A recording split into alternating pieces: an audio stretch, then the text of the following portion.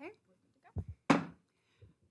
Good afternoon, everyone. I'll call the meeting of May 12th, 2026 closed session City Council meeting to order. Deputy City Clerk, may we have a roll call, please? Thank you, Mayor. Councilmember Clark? Present. Councilmember Lodge is absent. Councilmember Peterson? Here. Mayor Pro Tem Mills? Here. Mayor Krupa? Here. All members are present with the exception of Councilmember Lodge. Thank you. Do we have any registered speakers on items that are on the closed session? We have no registered speakers. Okay, with that, we will now proceed to closed session, and a report will come out when we get back into regular session at 6 o'clock or thereof. Let's go, she says.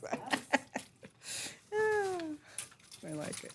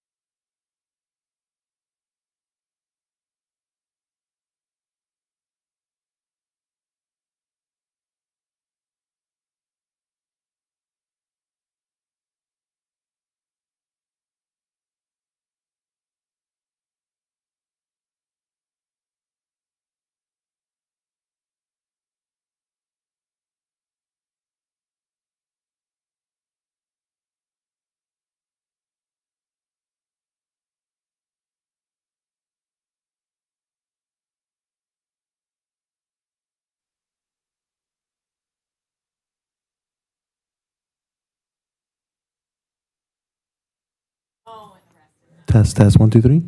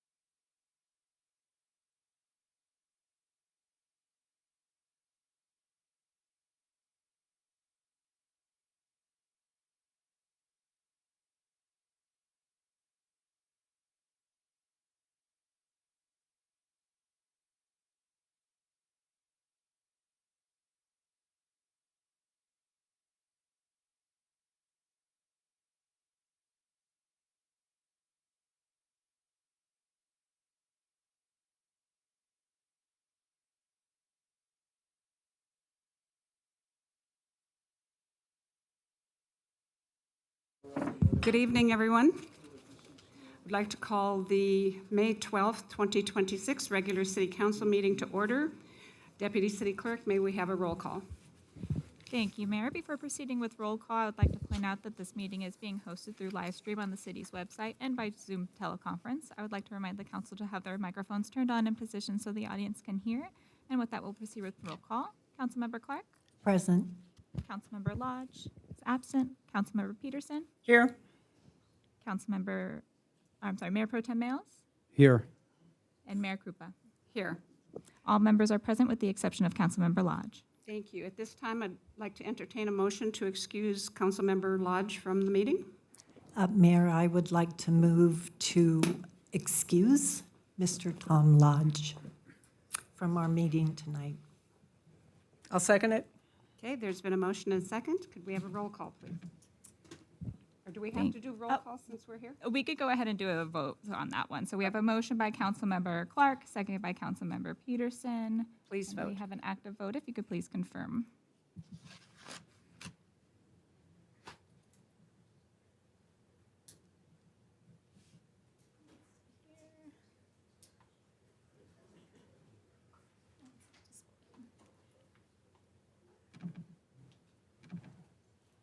Did it come through? That's not coming through on my end here. Did everybody hit confirmed?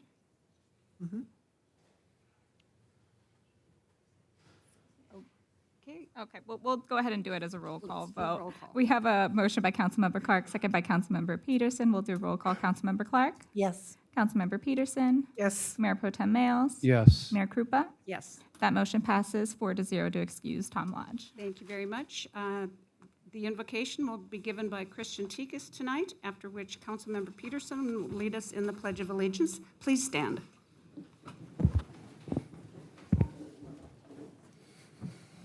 Good evening. Please bow your heads. Heavenly Father, we come before you tonight with grateful hearts, asking for your wisdom, guidance, and peace over this city council meeting. As our city embraces a new season of leadership, we pray for humility, unity, courage, and clear vision. May every decision made here be rooted in integrity, service, and a sincere desire to do what is right for the people of this community. Help our leaders work together with respect, patience, and a shared commitment to the well-being of our city. Tonight, we also pause in gratitude for our law enforcement officers as we recognize Police Week and National Peace Officers Memorial Day. We thank you for the men and the women who serve with courage, sacrifice, and dedication to protect our residents, businesses, families, and neighborhoods. And we ask that you strengthen them, protect them, and bless them, their families, who also carry the weight of public service. We especially remember the peace officers across our nation who have given their lives in the line of duty. May their sacrifice never be forgotten, and may their legacy remind us of the true cost of service. Lord, bless this meeting, bless our city, guide us forward with wisdom, compassion, and unity. In your holy name we pray. Amen. Please remove your hats and put your hand over your heart and join me in the Pledge of Allegiance. I pledge allegiance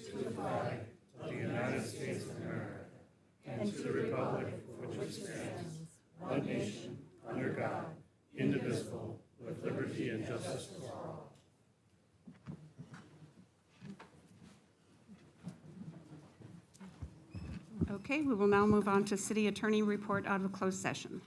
Thank you, Mayor. For item 5A, there is no reportable action out of tonight's closed session. For item 5B, the City Council voted 4-0 with Councilmember Lodge absent to initiate litigation. That's the end of the report. Thank you very much. We will now move to presentations. Mayor? Councilmember, Could I get your attention real quick? yes? We have Actress Appreciation Day. Come on. Actress.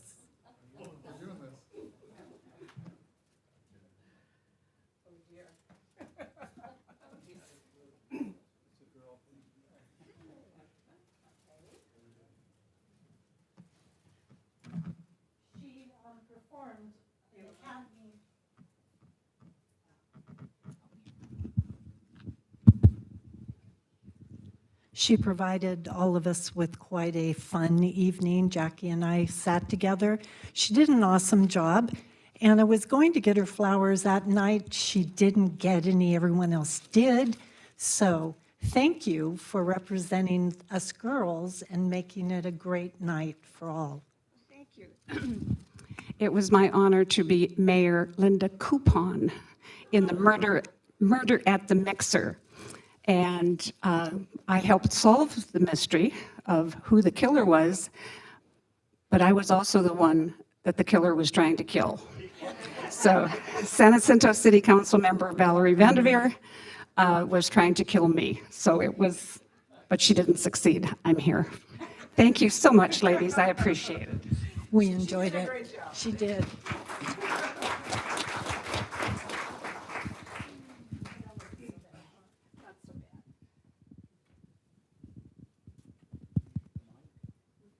Oops, I should have given you the.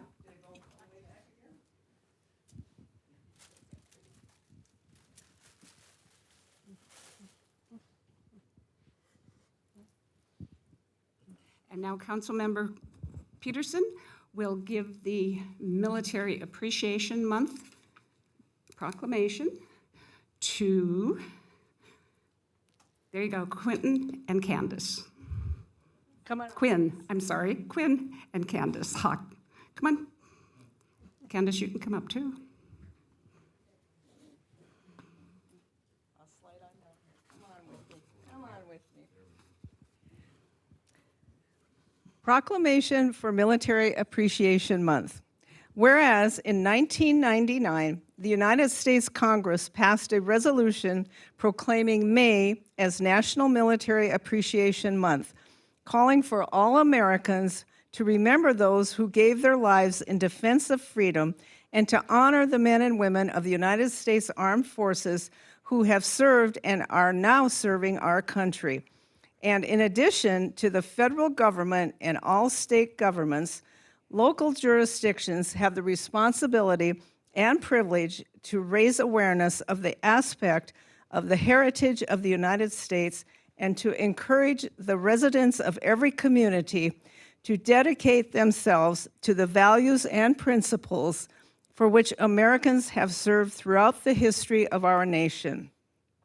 Whereas the sense of well-being, freedom, and love of country that citizens of the United States enjoy today is the result of personal sacrifices, lives changed or lost, and ongoing vigilance given by members of our armed forces, both during and after their service, and by the family members who support them. Whereas through their commitment to freedom, America's veterans and current members of the armed forces have made the world a safer place and have demonstrated that freedom should be cherished and appreciated by all.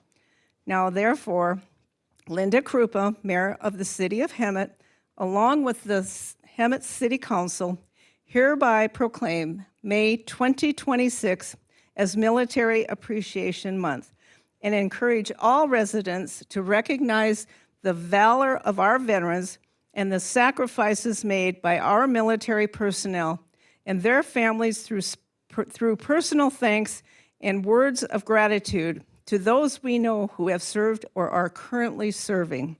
Presented this day, May 12th, 2026. And I have some special words about this special man to my right that I would like to read to you. I have to get it out of here.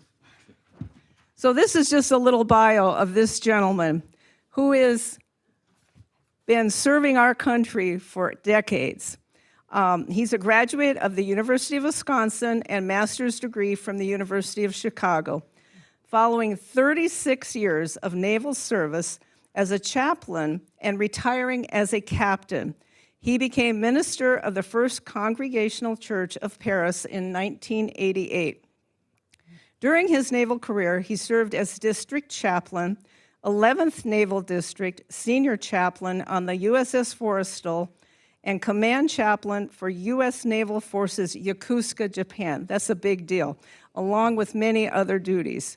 Quinn is a Vietnam veteran. He is currently still an active pastor at his church. He serves as the vice president of Exceed, the Adult Disabilities Program in Riverside County. He was the past president of the Riverside Marchfield chapter of the Military Officers Association of America and is currently the commander of the Lieutenant General Wright chapter of the Military Order of the World Wars. In those capacities, he assures that medals from both orders are distributed yearly to all the JROTC and ROTC programs in the Inland Empire. He, along with myself, coordinate donations of food, clothing, toys, electronics, gift cards, and many household items every Christmas to the residents of Veterans Village, a program under the auspices of U.S. Vets. In prior years, special Christmas programs were done for the Marines at 29 Palms, and we went out there many years to do that. It was a great event. These projects are amply supported by the residents of Four Seasons in Hemet and Marietta, many community groups, the Rotary Club of Paris, and the Saboba Band of Indians. Quinn serves as a military advisor to California Military Institute, a California Gold Ribbon school with 1,050 cadets. He is also the music director for the Vintage Voices, a choral group at Hemet Four Seasons, and they do concerts throughout the year that we get to enjoy. And his wife, Candy, is also a member. You have to be old to sing. He has received awards from the Riverside County Board of Education, the Buffalo Soldiers, the Rotary, the City of Paris, and several military organizations. And one thing I want to tell you that's not in this, that I just think is so admirable. Captain Quinn Hawley, retired, has been doing the services out at the Riverside Cemetery. He did them for 38 years. And he would wear his dress uniform out there when it was like 100 degrees, and he did it with honor. And I just am so impressed. Sweat. And a little sweat, yes. Yes, so I admire this man so much and his many contributions, and I thank both of you for your service to our country. Thank you, thank you, thank you. You want to say anything?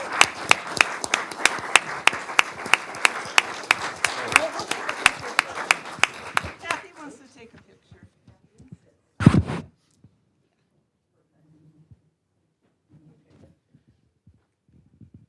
It's been an honor to serve. And looking at all the police here, you're still serving. God bless you and keep you safe. Amen. Great, thank you. How do you beat that one? Our next presentation will be for National Police Week, presented by Mayor Pro Tem Joe Males, and all of you who are going to get it, or come on up. Come on down. The men in blue or black tonight. Left, right, left. All right. Gentlemen, how you doing? Okay. Hey. Is this enlisted only? No officers? Okay, here we go. City of Hemet proclamation for the National Police Week. Whereas in 1962, the Congress of the United States and President John F. Kennedy proclaimed May 15th as Peace Officers Memorial Day, and the week in which it falls as National Police Week. And whereas there are approximately 800,000 sworn law enforcement officers serving in communities across the United States, including the dedicated members of the City of Hemet Police Department. And whereas since the first recorded death in 1791, more than 20,000 law enforcement officers in the United States have made the ultimate sacrifice and died or been killed in the line of duty. And whereas the members of the City of Hemet Police Department play an essential role in safeguarding the rights and freedoms of the citizens of Hemet, United States. Almost got it wrong. And whereas it is essential that all citizens know and understand the problems, duties, and responsibilities of the law enforcement agencies, and that members of the city of Hemet recognize their duty to serve the people by safeguarding life and property, by protecting them against violence or disorder, and protecting the innocent against deception and the weak against oppression or intimidation. And whereas the City of Hemet Police Department has grown into a modern scientific law enforcement agency that unceasingly provides, I know I said that wrong, but provides a vital public service. Now, therefore, Linda Krupa, Mayor of the City of Hemet, along with the Hemet City Council, hereby proclaim the week of May 10th, 2026 through May 16th, 2026 as National Police Week, and encourage all residents to observe Friday, May 15th, 2026 as Peace Officers Memorial Day in honor of those peace officers who, through their courageous deeds, have lost their lives in the performance of duty and fly their flag at half-staff. Thank you, gentlemen. Ladies, or no ladies here, just gentlemen, thank you. Anyone want to speak? Anyone want to speak? How about sing? You want to sing? Chief, you want to say a word to your officers? Thank them for the great job they do? There you go, sir. I'm putting that on paper. Well, thank you guys, and thank you guys up here for doing what you do every single day, and you guys back there. I really appreciate it. I know the citizens do. There's been a lot of sacrifice, and so think about your brothers and sisters when you're out there on the roads. Be safe out there, is what I say. But thank you, council, for showing the appreciation. Yeah, thank you. Thank you.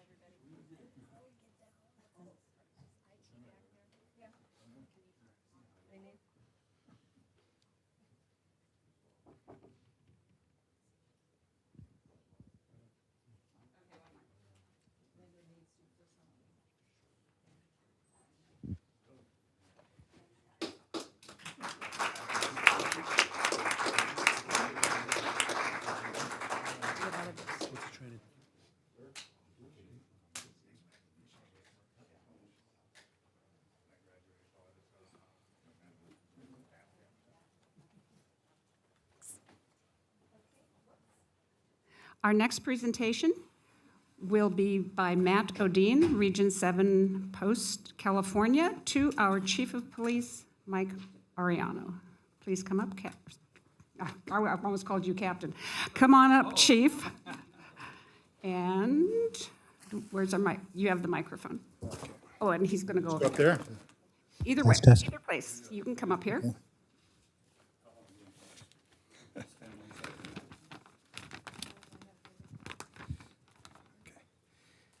Good evening, Mayor and Council and citizens of Hemet. My name is Matthew Odine. I'm a senior law enforcement consultant with the Commission on Peace Officer Standards and Training for the state of California. Here tonight to honor Chief Ariano, and I just have about a little 2-minute blurb I'd like to read just about what he's receiving today, his Executive Post Certificate. So Chief Ariano began his law enforcement career in June 24th of 2003 when he graduated the 944-hour San Diego County Regional Law Enforcement Training Center Academy and was hired by the San Diego Police Department. He completed a very rigorous field training program that worked patrol for several years before getting hired on September 25th, 2006 here in the city of Hemet.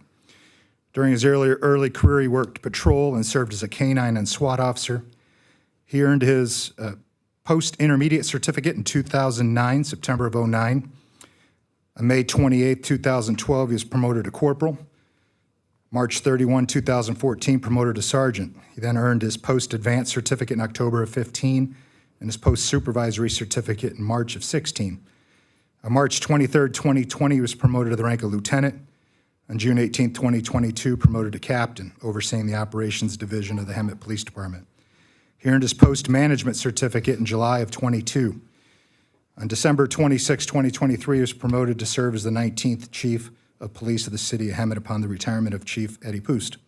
He earned his post-executive certificate in April 26, which I'm here to present today. Just want to briefly talk about just some of the courses. If I went over all the training that this man completed in his career, I'd probably be here for an hour. But he's completed 80-hour SWAT course, 40-hour SWAT commander course, 40-hour FTO course, 24-hour field FTO supervisor course, 80-hour post-supervisor course, 40-hour hostage negotiation course, 40-hour crime prevention course, the 192-hour post-Sherman Block supervisory leadership, 104-hour post-management course, 80-hour post-executive development course. In addition, he recently graduated from the FBI's National Academy Class 297, which is a significant professional achievement. The FBI chooses attendees via a very competitive nomination process from police departments all around the world. The FBI Academy curriculum focuses on leadership development, management science, behavioral science, intelligence theory, law enforcement communications, and physical fitness. He also has a master's degree in organizational leadership and a bachelor's degree in criminal justice from California Coast University. Another thing, prior to joining law enforcement, he served his country as a United States Marine for 8.5 years, from August of 94 to January of 03 as an aviation ordnanceman. In my opinion, based on my observations and working as the post liaison to the Hemet Police Department for almost 7 years, he has excellent command presence, well above average confidence, competence, intelligence, and ability to influence his officers through his mere presence rather than his authority alone, and earning the trust of his officers through consistent professional behavior, due in large part to his extensive experience and training, some of which I mentioned today.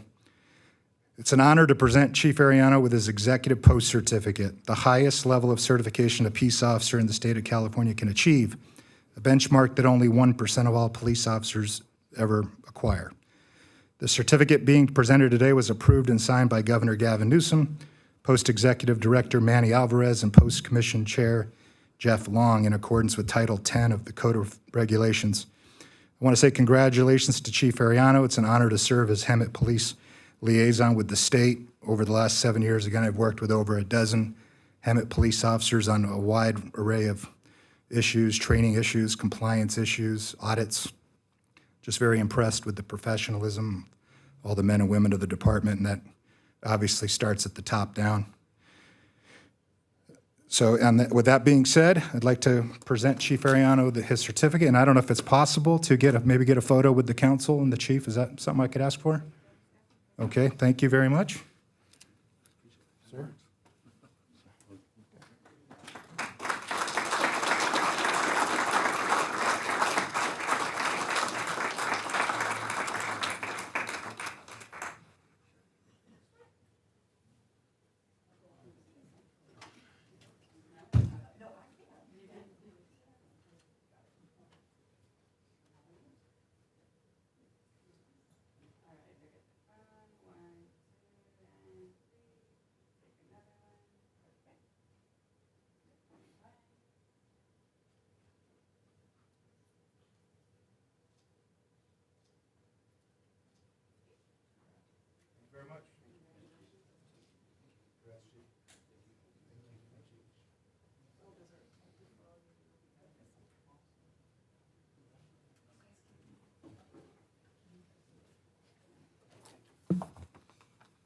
But I couldn't have got here without the guys and girls back here, so I have to say that.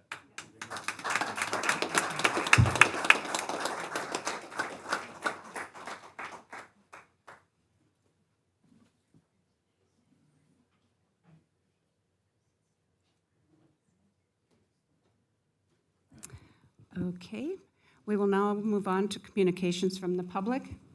And first, I'll announce that public comment for items listed on the agenda, on the consent calendar, and discussion items will be addressed when we get to that item.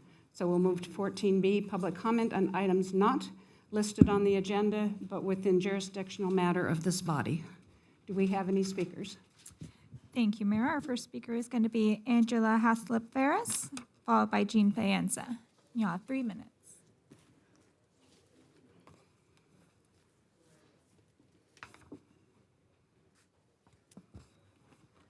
Good evening, everyone. To our honorable mayor, mayor pro tem, and council members, it's again a privilege for I to come up. Again, my name is Angela Haslip Ferris. I am the historian for the American Legion Post 53. So I'm just here on behalf of our commander to remind everyone that we do have a community forum and facility tour this coming Thursday, the 14th, 2026, from 5 to 7 p.m. Light refreshments available. We would really like for everyone to come in and see really who we are and what we do, and offer your support by sharing this information as well. We're located at 124 North Ramona Street. We're off of Ramona and Florida. Thank you very much. Thank you, Angela. Thank you. Our next speaker is going to be Jean Faenza, followed by George Evans. Hello, everybody. I can't see over there with my height. Thank you for letting me speak for a moment. Mayor Cooper, before you start my time, I have one agenda item and the others are not. Would you prefer me to deal with the agenda item now? No, do the one that's not on the agenda, and not when we get to your item, we'll have you speak. Okay, thank you. Okay, I do want to say that I did watch the Economic Forum, and I also watched the strategic planning session. Really good things were happening. Mayor Cooper, you said something really important that I have echoed for a while. There's a disconnect between the council and the planning commission. I do see 2 council members are responsible for that communication. I have one suggestion might benefit that, where maybe a rotating PC member would attend a meeting at city council or other relevant meetings and could therefore deliver that information back to the council, the commission as help. The other item is for agenda.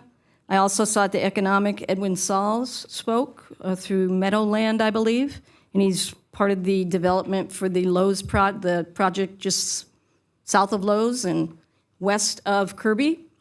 A comment he made was that it's impossible to put houses there because it's too close to the airport. My house is much closer to the airport than that would be to the airport, so I found that illogical and certainly doesn't really fit with what on earth he was saying. Speaking of the warehouses, we have a moratorium.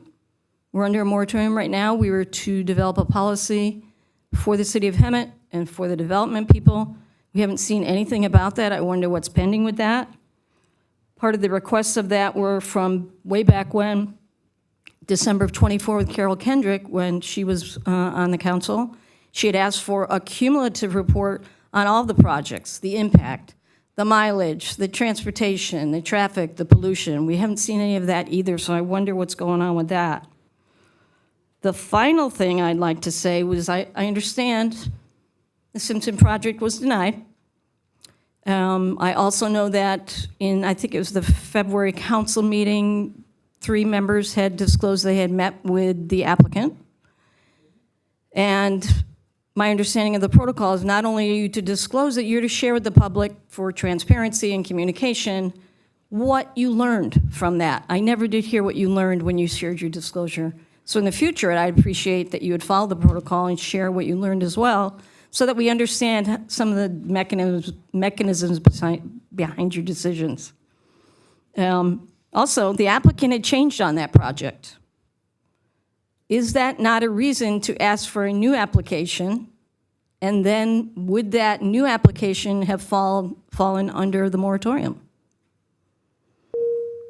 Thank you for your time. Thank you very much. I'll see you on 16E. Thank you. Our next speaker is going to be George Evans, followed by Charles Vineyard.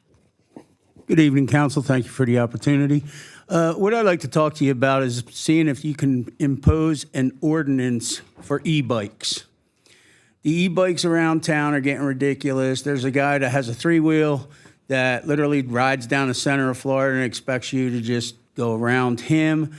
But he doesn't practice the safety laws, flow with traffic. He catty corners, doesn't stop at stop signs. This is not just him. It's several of the e-bikes. They've becoming a problem nationwide. I would like to see the city put an ordinance in that these e-bikes, golf carts, and mobility chairs, which under ADA, if it's a safety reason, it can be put in place, have orange flags put on these things to make them more visible.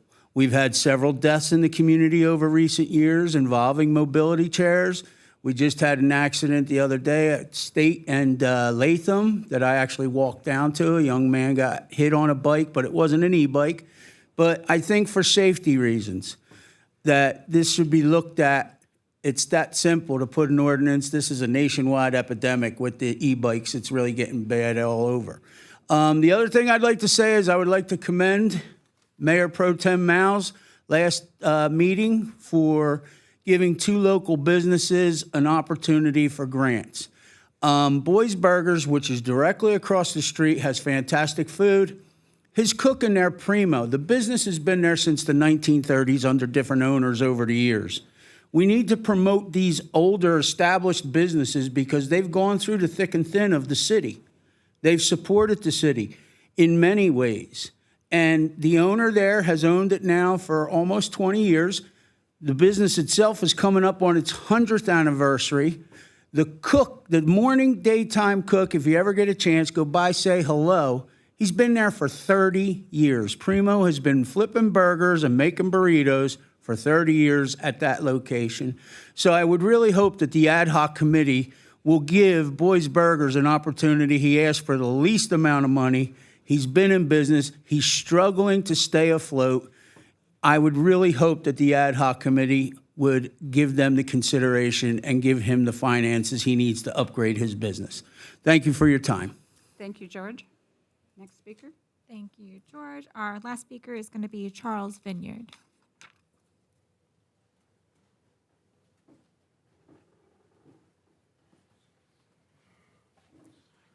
Good afternoon, everybody. My name is Charles Vineyard. I'm here, well, now actually for 2 reasons. One reason is about the $450,000 you gave away to those 2 restaurants that none of them are opening up. So where is that money and where are those places? But the reason why I'm mainly here for is because I was talking to the Captain Mohav, sorry if I say his name wrong. Anyways, I was told to bring him some evidence to show how I was wrongfully given a ticket to. I did file that a week ago when I talked to one of his sergeant because he wasn't available. I believe it was sergeant or lieutenant. I was laughed at. I was told, even though the captain told me that what I told to show him the proof, he said he can't look at that proof unless I put charges against the police officer. So I did that. Now, when I talked to the lieutenant and he was looking at what I was using as proof, he goes, well, we can't get that. I go, no, your captain says I already showed him it. And he started laughing, and he goes, no, we can't get that. And we're not going to use that anyways against the officer. Which brings me back to when I was here in the beginning of last year. These officers that do something wrong are being looked at by their captains and lieutenants that do nothing. They are so biased, it's not even funny. So I ask anybody who's also watching and listening on the computer that we need to pass a vote that we need 10 people from the city that is not related to the police officers, different ages, different ethnics, to sit down when there's a complaint. They sit down, they look at that. And they are part of the people finding out whether the police officer is in the wrong or not. We need to stop asking, it's basically like asking a dad not to find their child guilty, and they don't. And it's just impossible, and it's ridiculous when you get laughed at, okay? So I was hoping Mohav was here so I can ask him the question, how he tells me one thing, and then the people under him are telling me that he was wrong and we can't do that. So then my question is how does a lieutenant know more than a captain? Which one should be a captain? You know, it's frustrating, and it's just totally wrong. Anyways, that's about it, and I hope we start taking this more seriously because it's happening more and more and more.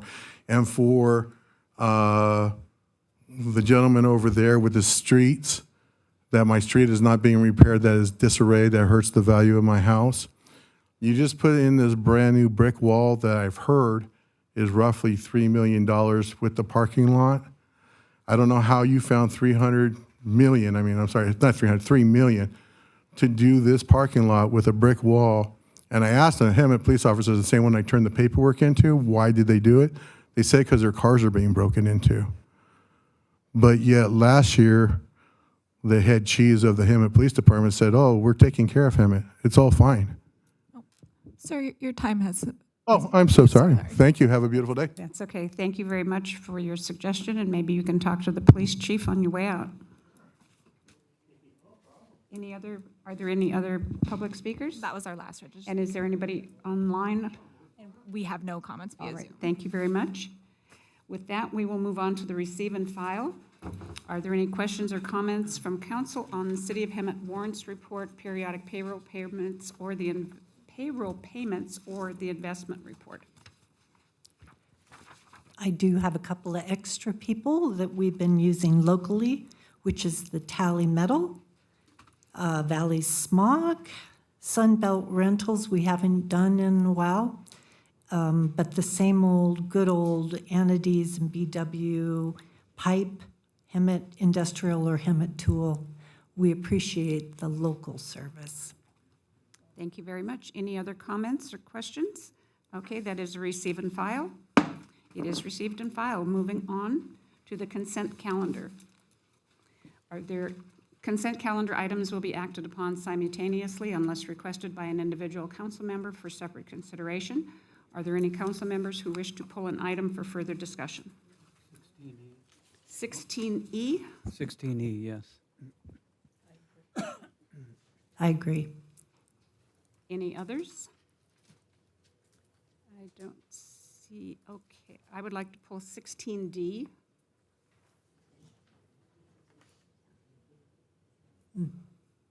And 16B. Might as well pull them all. Anything else? I'm good. Okay. Would entertain a motion then to approve items 16A, C, and F. I will do a motion to approve 16A, C, and F. Okay, would you please vote on your little machine?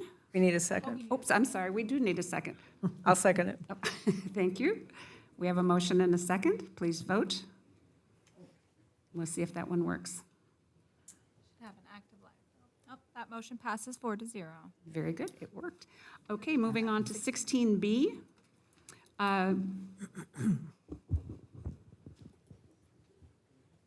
Who's going to answer my questions? I will be answering the question. You'll answer Mayor. my questions. Okay.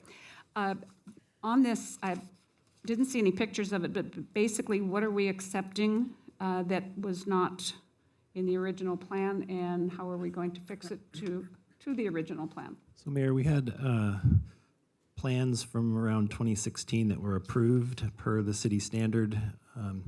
What was constructed along State Street, it was from McSweeney Parkway to just shy of where State Street crossing will be constructed to the north from McSweeney Parkway.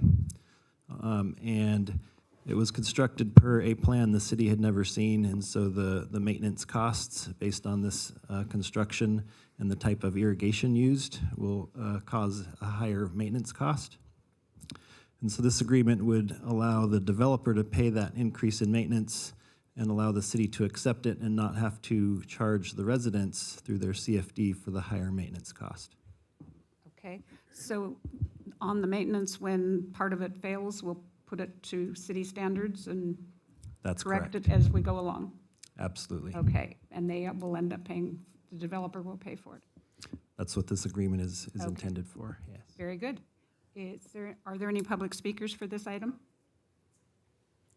Mayor, we have no registered speakers for that item. Okay, then I will entertain a motion to approve 16B. I move to approve 16B. I'll second. Okay, it has been moved and seconded. Please vote. That's kind of fun. Just push buttons. That motion passes 4-0. All right. Moving on to 16D. This is Hemet Fire. Is there anyone here from Hemet Fire? Oh, there's the chief. I do have a question, and it really doesn't have to do with the not to exceed amount, and I'm echoing over here. How long, what constitutes a turnout, and how long do they normally last? Yeah, turnout clothes are what you see when they're going into firefighting mode. So the large jacket, bunker pants, boots, helmet, masks, and all that. That's what comprises turnout gear. That's known as turnout gear. And those generally last about 2 years, 2 to 3 years. And then they have to be cycled away because they get too contaminated over time, even though we clean them with a commercial cleaning system. So yeah, they don't last forever. Okay, that was my biggest question, because I know we've had additional fee or funding for turnouts in just the past few months. It's an And ongoing it's an ongoing rotation that we take certain numbers of turnout gear to rotate out throughout the year, so it's not all at once, but it's an ongoing thing. Okay, thank you very much, appreciate that information. Entertain a motion to approve 16D. I'll do a motion to approve 16D for the $81,500 for turnout gear. I'll second it. Alrighty, motion and a second, please vote.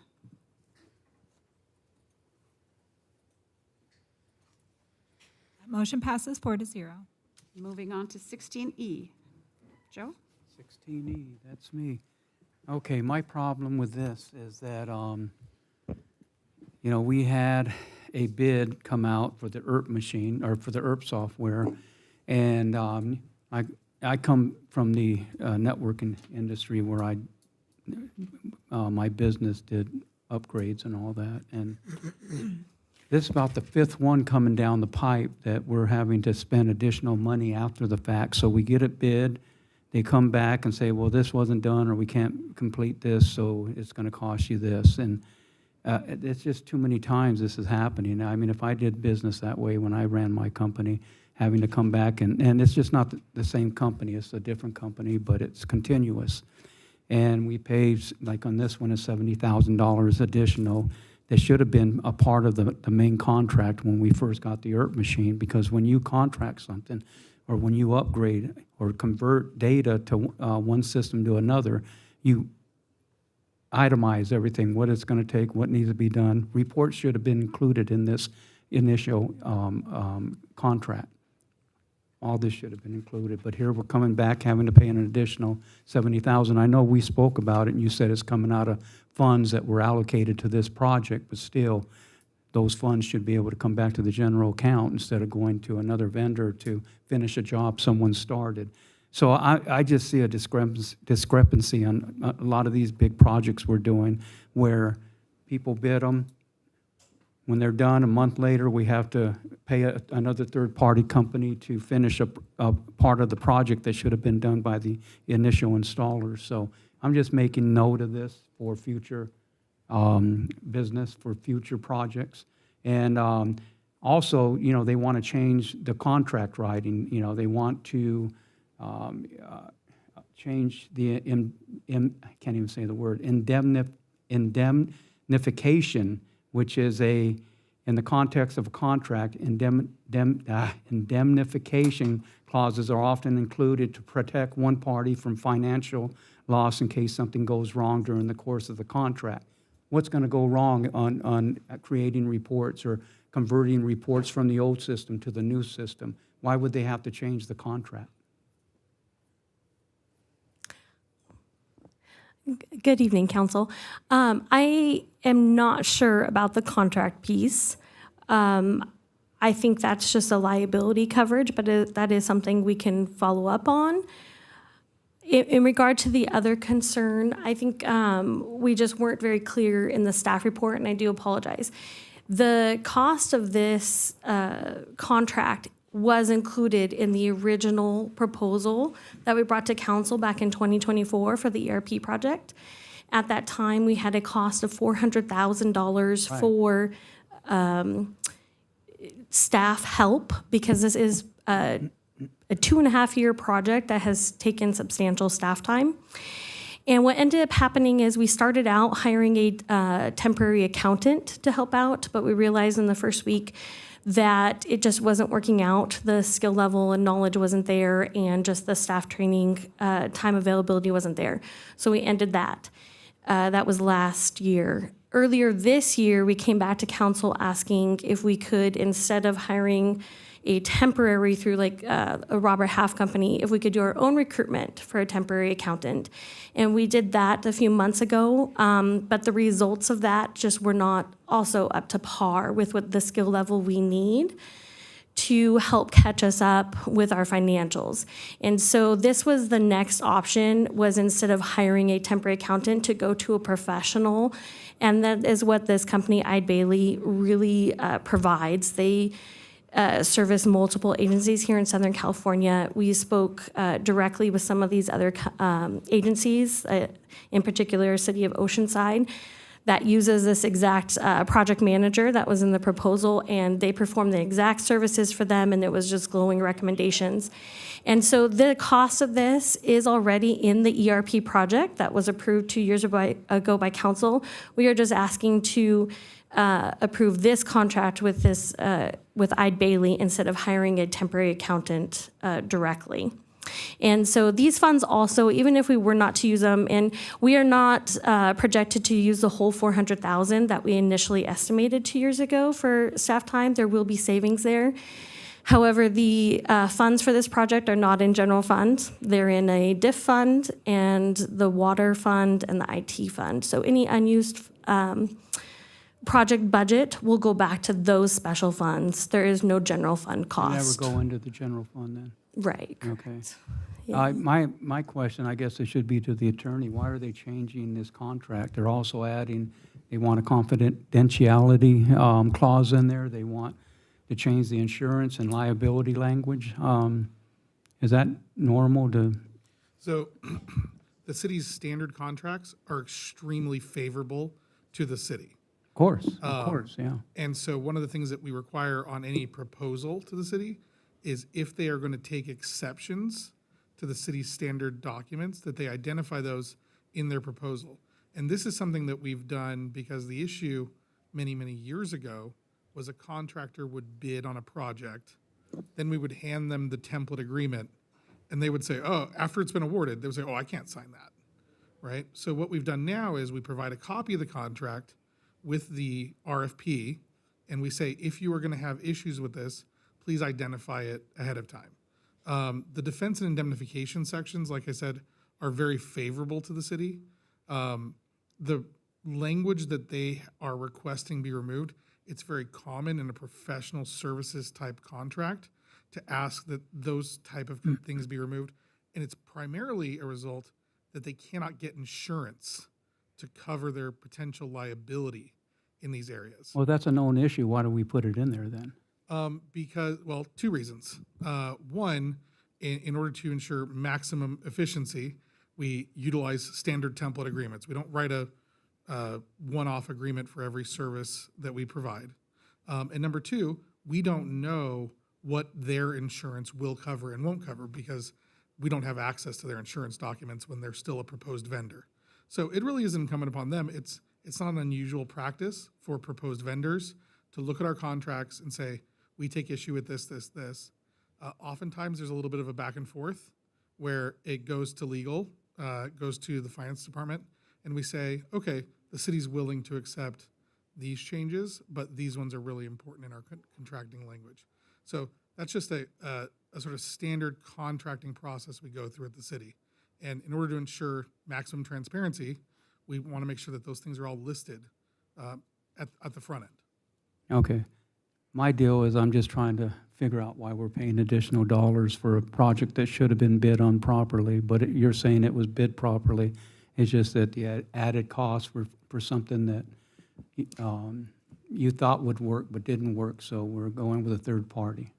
Right. Initially, we thought we would hire an accountant directly to come into the office, but it just didn't work out. Our bank reconciliation is pretty complex. We have multiple systems that work together.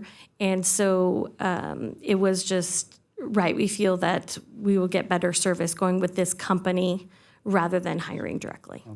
Okay, thank you.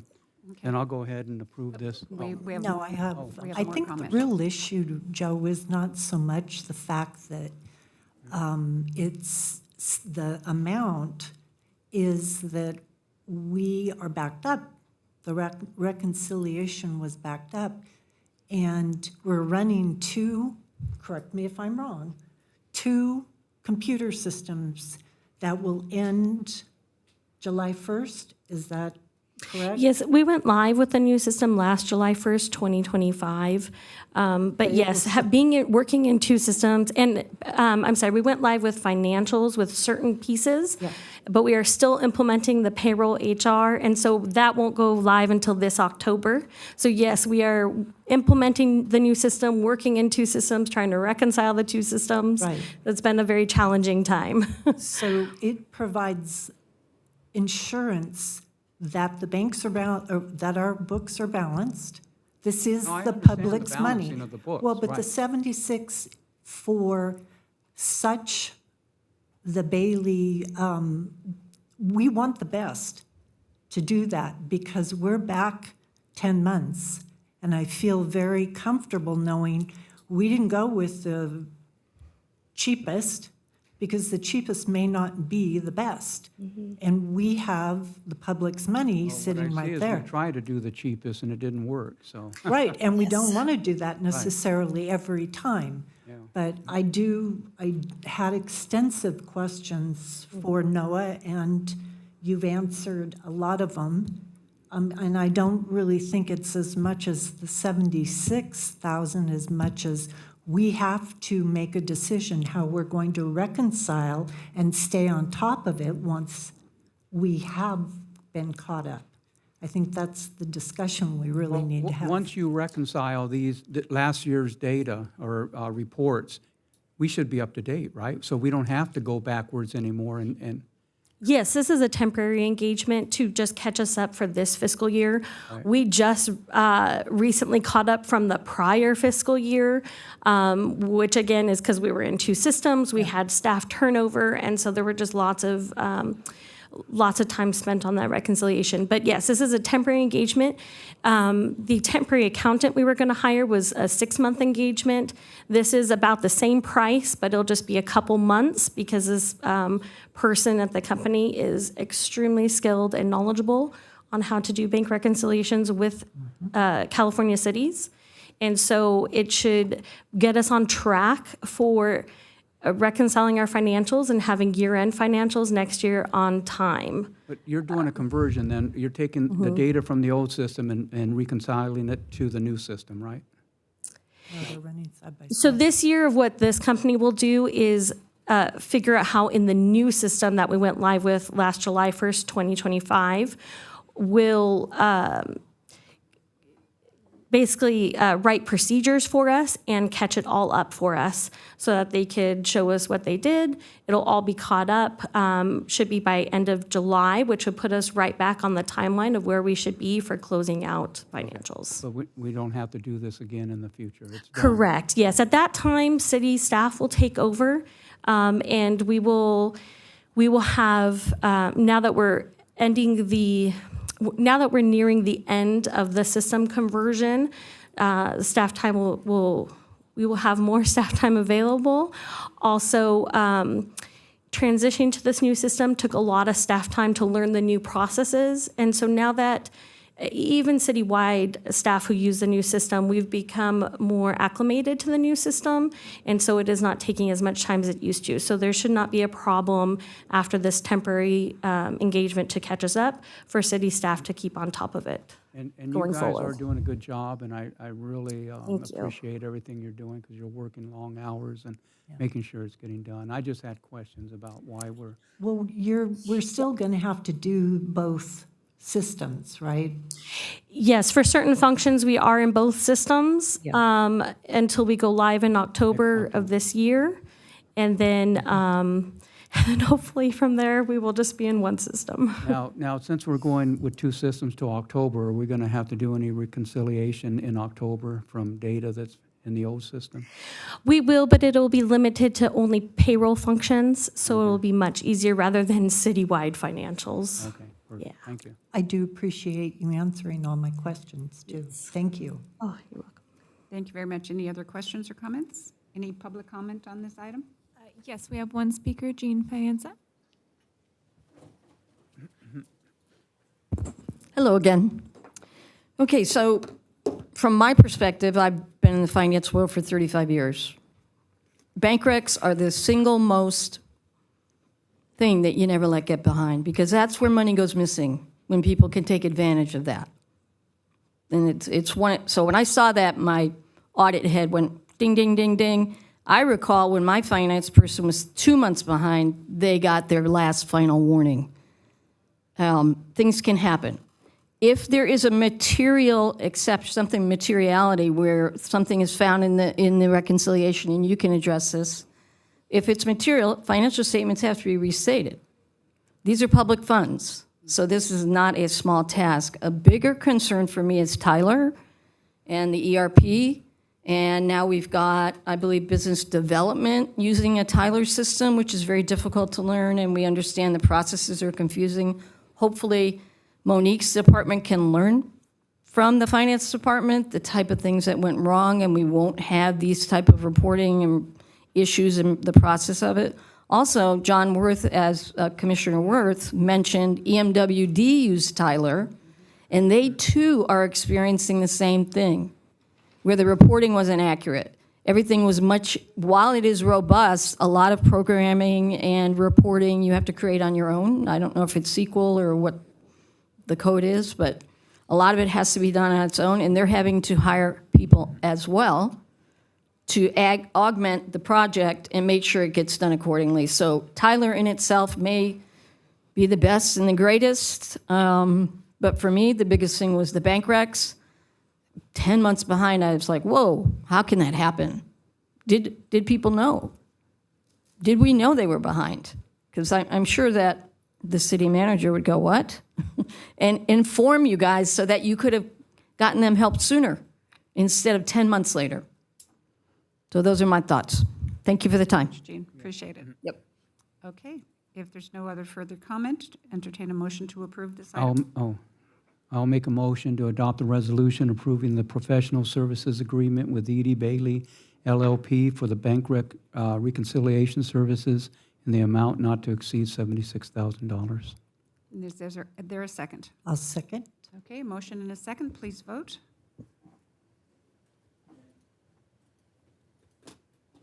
That motion passes 4-0. Okay, very good. Moving on to discussion item. Discussion item A. Can we have a staff report, please?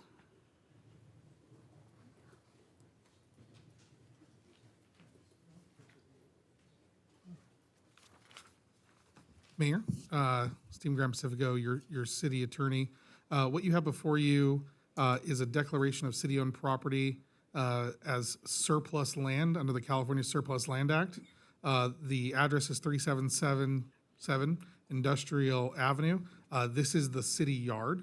As outlined in the staff report, there is the city council has embarked for the last several years on a plan to dispose of adjacent property at the northwest corner of Sanderson and Stetson. As we continue to get interest from potential purchasers, repeatedly we get requests to purchase not just that parcel, but a portion of or all of the adjacent city yard. There is about a third, the easternmost third of the yard, which is no longer utilized or necessary for ongoing operations. The remainder of the yard, if it was to be purchased, one of the conditions of any sale would be that whoever's buying it has to replace it. This makes a lot of sense from an economic development perspective.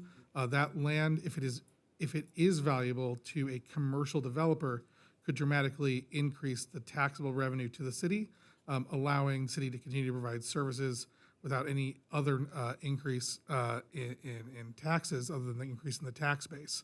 So in order to have those conversations in a productive way, Staff is recommending that the city council declare it surplus so that we can go through the necessary surplus land act process, which requires a opportunity for affordable housing developers to enter into negotiations with the city.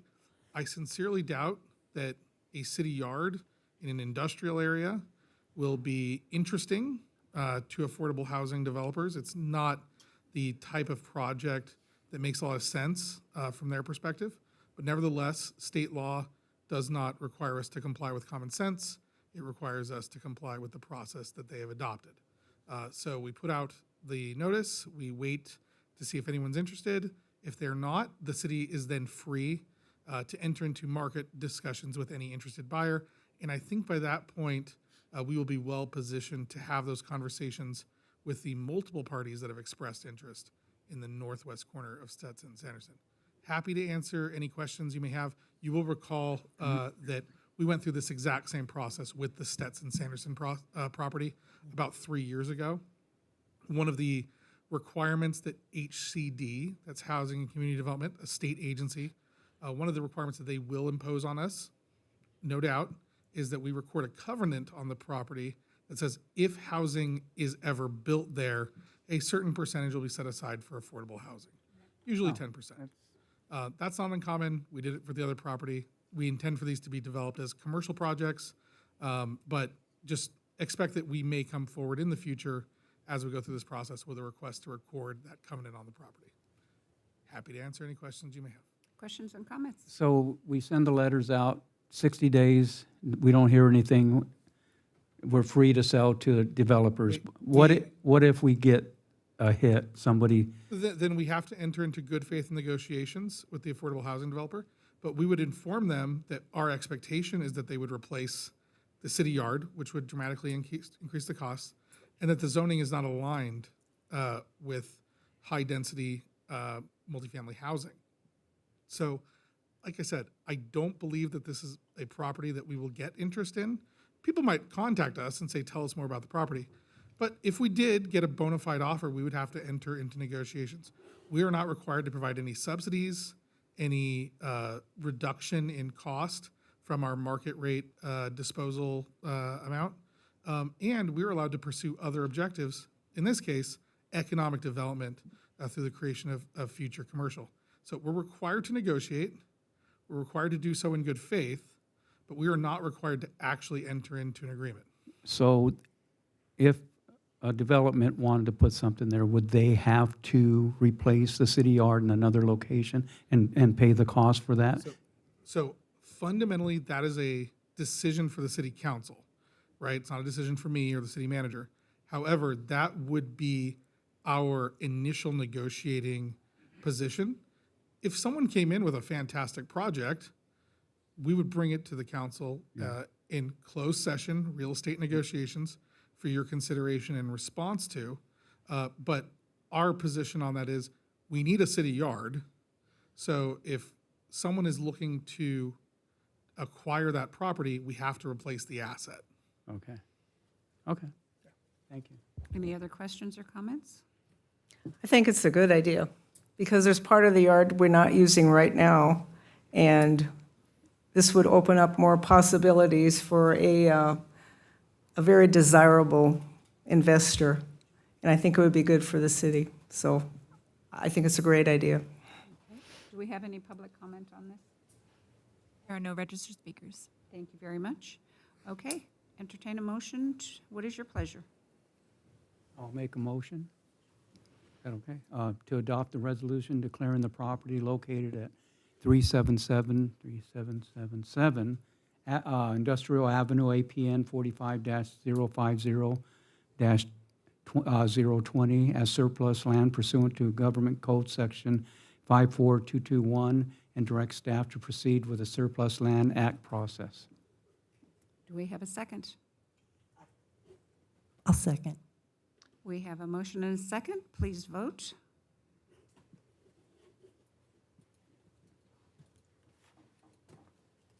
I messed up. You messed up. I can't get out of this now. Just cancel. I can't. No, cancel. It'll let you. It won't let me. One more time. You hit it It more won't than... let me tell it. Was it frozen? Can you reset her? Yeah, I'll go ahead and reset the Here, vote. right there. Elodie just will there. reset Okay, it. she's got Okay, I got it now. Okay, now everybody vote again? Yeah, everybody will need to vote again. We have a Redo? motion by Yep. Mayor Pro Tem Mail, second by Councilmember Clark. That motion passes 4-0. Okay, very good. Thank you. Moving on to item 17B, second fiscal year 26-27 budget workshop presentation. Welcome, Ms. Tiffany. Good evening, Mayor and Council. Tonight, we're going to receive budget workshop number 2 for the fiscal year 26-27. The purpose of this workshop is to provide a budget update on projections, including the revenue and expenditure data for 26-27, and receive an approval for the fiscal year 25-26 budget appropriations to move public safety SIR buy down of $1.5 million from general fund to Measure U. The upcoming workshops that we have is today's workshop. We are looking for a June 23rd budget adoption date. The reason it is planned for the second meeting in June is to allow us the time to deal with our liability insurance brokers. Measure U Oversight Committee meetings were tentatively scheduled for May 28th and June 18th. And that will allow us time to come back and present to council the findings that their recommendations.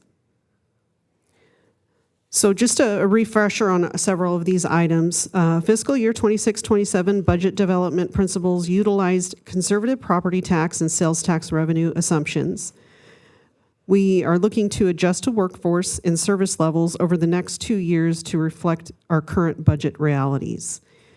We are limiting general fund department expenditure growth, and we are removing the vacancy factor that was implemented the past 2 years, ensuring budget is aligned with council workshop initiatives.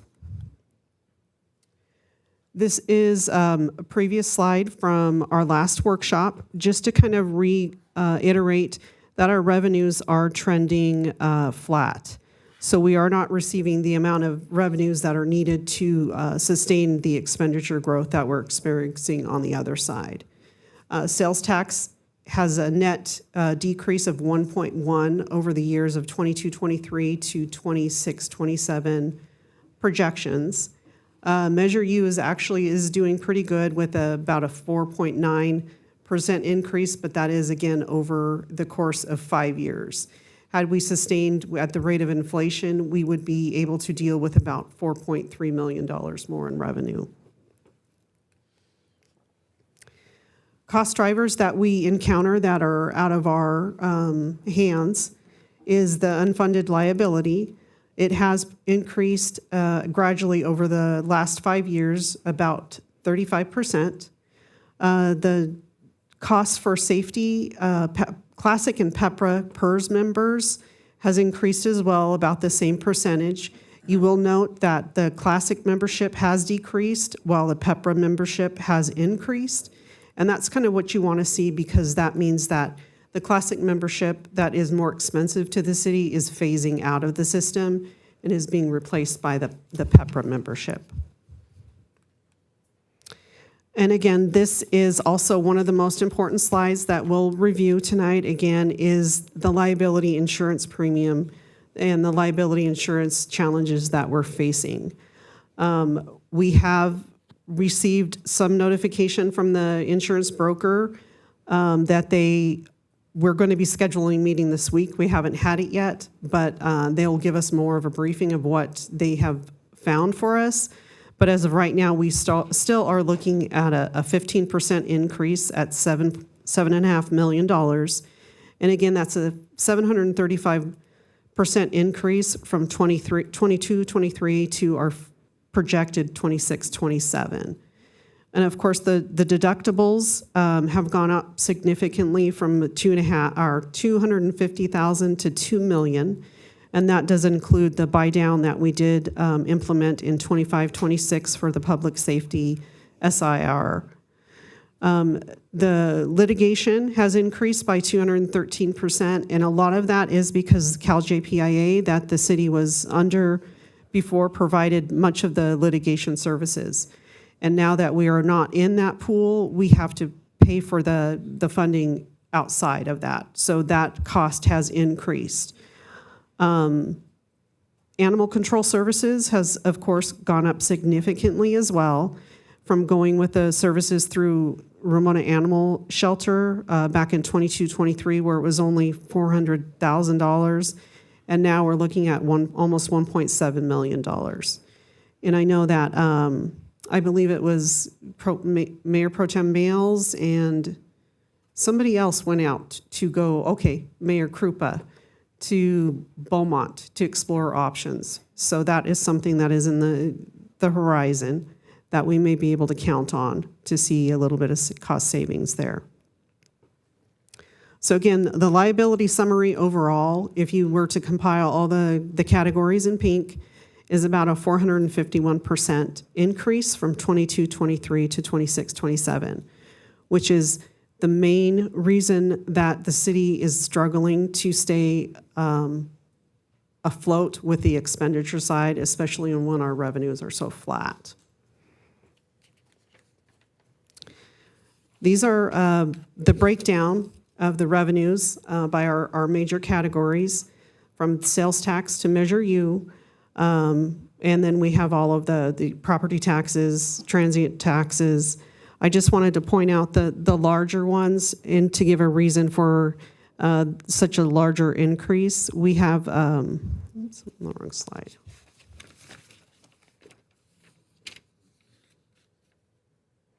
Community development revenues, you'll see have a decrease of 36%.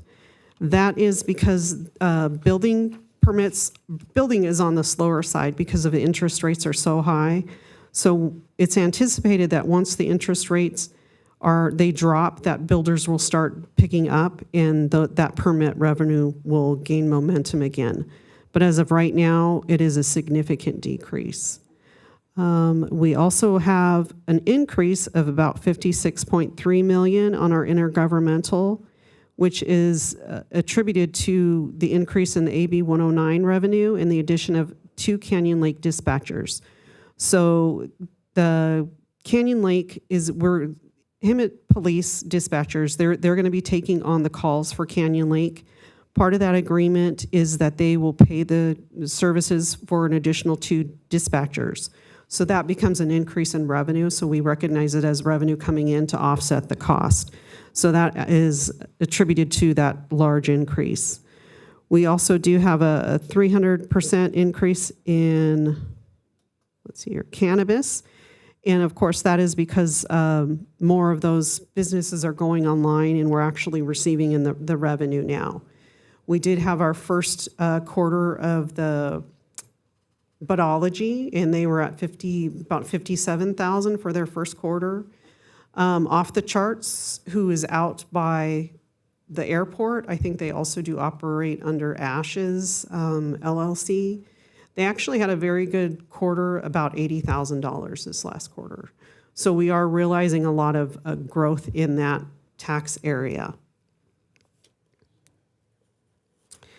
There is a decrease of 30% in the investment income, and that is because rates are going down.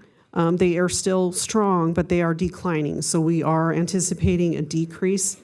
We have budgeted in about $400,000 within the line item of use of money and property, but we're also going to anticipate about an additional $2.1 million that we don't want to be dependent on, so we've listed it as a separate line item, as a one-time increase. And so after everything is said and done, we're almost at $86.4 million in revenues. This next slide breaks down to expenditures by department. It goes from highest to lowest, and we are looking at an overall increase of about 5.6% in departments. The highest are the percentages that I just wanted to point out is 14.7% increase for fire general fund. That assumes that the general fund is going to be absorbing 12 SAFER funded positions. So that's why there's such a significant increase in that. We are still waiting for the results from the SAFER extension. So in the meantime, we are assuming the assumption into general fund, and that accounts for that increase. There is about a 5.7 decrease, and I want to point this out because we will discuss it later in a future slide, is moving $1.5 million to Measure U for the one-time SIR buy down. So that number was previously, 7.5, and now it is down to 5 million because we are going to be moving 1.5, or we are going to be proposing to move 1.5 million to Measure U. And then you do have a 32.9% increase in the city clerk's budget, and that is attributed to consolidated election, along with the SB 707 requirement of translation services that are going to need to be funded this next upcoming year. The next slide here is for the non-departmental, and that goes from anything from, we start out with the new tax sharing to auto dealerships. While we are receiving the revenue in on the sales tax, we do have to budget it as an expense. So you'll see that line item is there at $125,000 for next fiscal year. We also do have the community enrichment grant, which was previously funded out of one-time funding, is now moved back into this bucket here as an ongoing expense of $100,000. There is a significant increase in citywide special event overtime of 111%, and that is due to the significant increase in community events that are being put on. The state of the city, you'll see there is a significant increase there. Before we were just sponsoring. Now we are actually hosting it. And this is, again, is something that we do generate the revenue on the ticket sales side as well as sponsorship, but you still have to budget that line item to expend it. So that is why there is an increase there of $30,000. There is a true-up number on the WRCOG dues reflecting a 76% increase, and that is because we had under-budgeted prior year for the WRCOG dues, so this is now truing it up. The beautification program used to be was used as a one-time use of fund balance prior year. It is now being built into the budget at $10,000. So on the last slide, $93.2 million for department revenue, and as you saw, our revenues are about 86.4. So we are not bringing in the revenue to support the expenditures. Non-departmental is about $591,000. That is an increase over prior year. And a lot of that is because we moved them out of the one time. And then there is also the addition of the auto ship tax sharing incentive. For one-time uses, you will see that it has increased to $2.3 million. The large portion of that is using Measure U as a one-time use of the fund balance for $1.5 million to buy down the SIR. And then we do have $250,000 for downtown parking lot paving, truck ordinance, inclusionary housing ordinance. There is city branding initiatives that we're going to be requesting for citywide. I guess it would be like swag or to roll out the branding initiatives. There is a budget line item in there for Christmas decorations of $100,000, and then PEG-funded IT improvements. These items are PEG-funded, so they're special funds that are earmarked just for public education, and that is including a van upfit on the van that we've had for a couple years now that does need to be upfitted so that they can actually go around and securely move computer equipment around. Now, this is the grand total, the overall net position of revenue over expenditures. And you will see that it is at about $7.6 million of a structural deficit.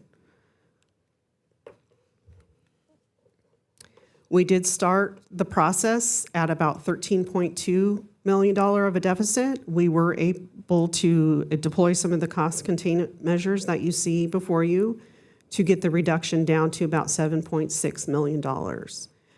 That included freezing vacant positions within the city, using the Measure U fund balance to buy down the SIR, to pay for the SIR buy down of $1.5 million.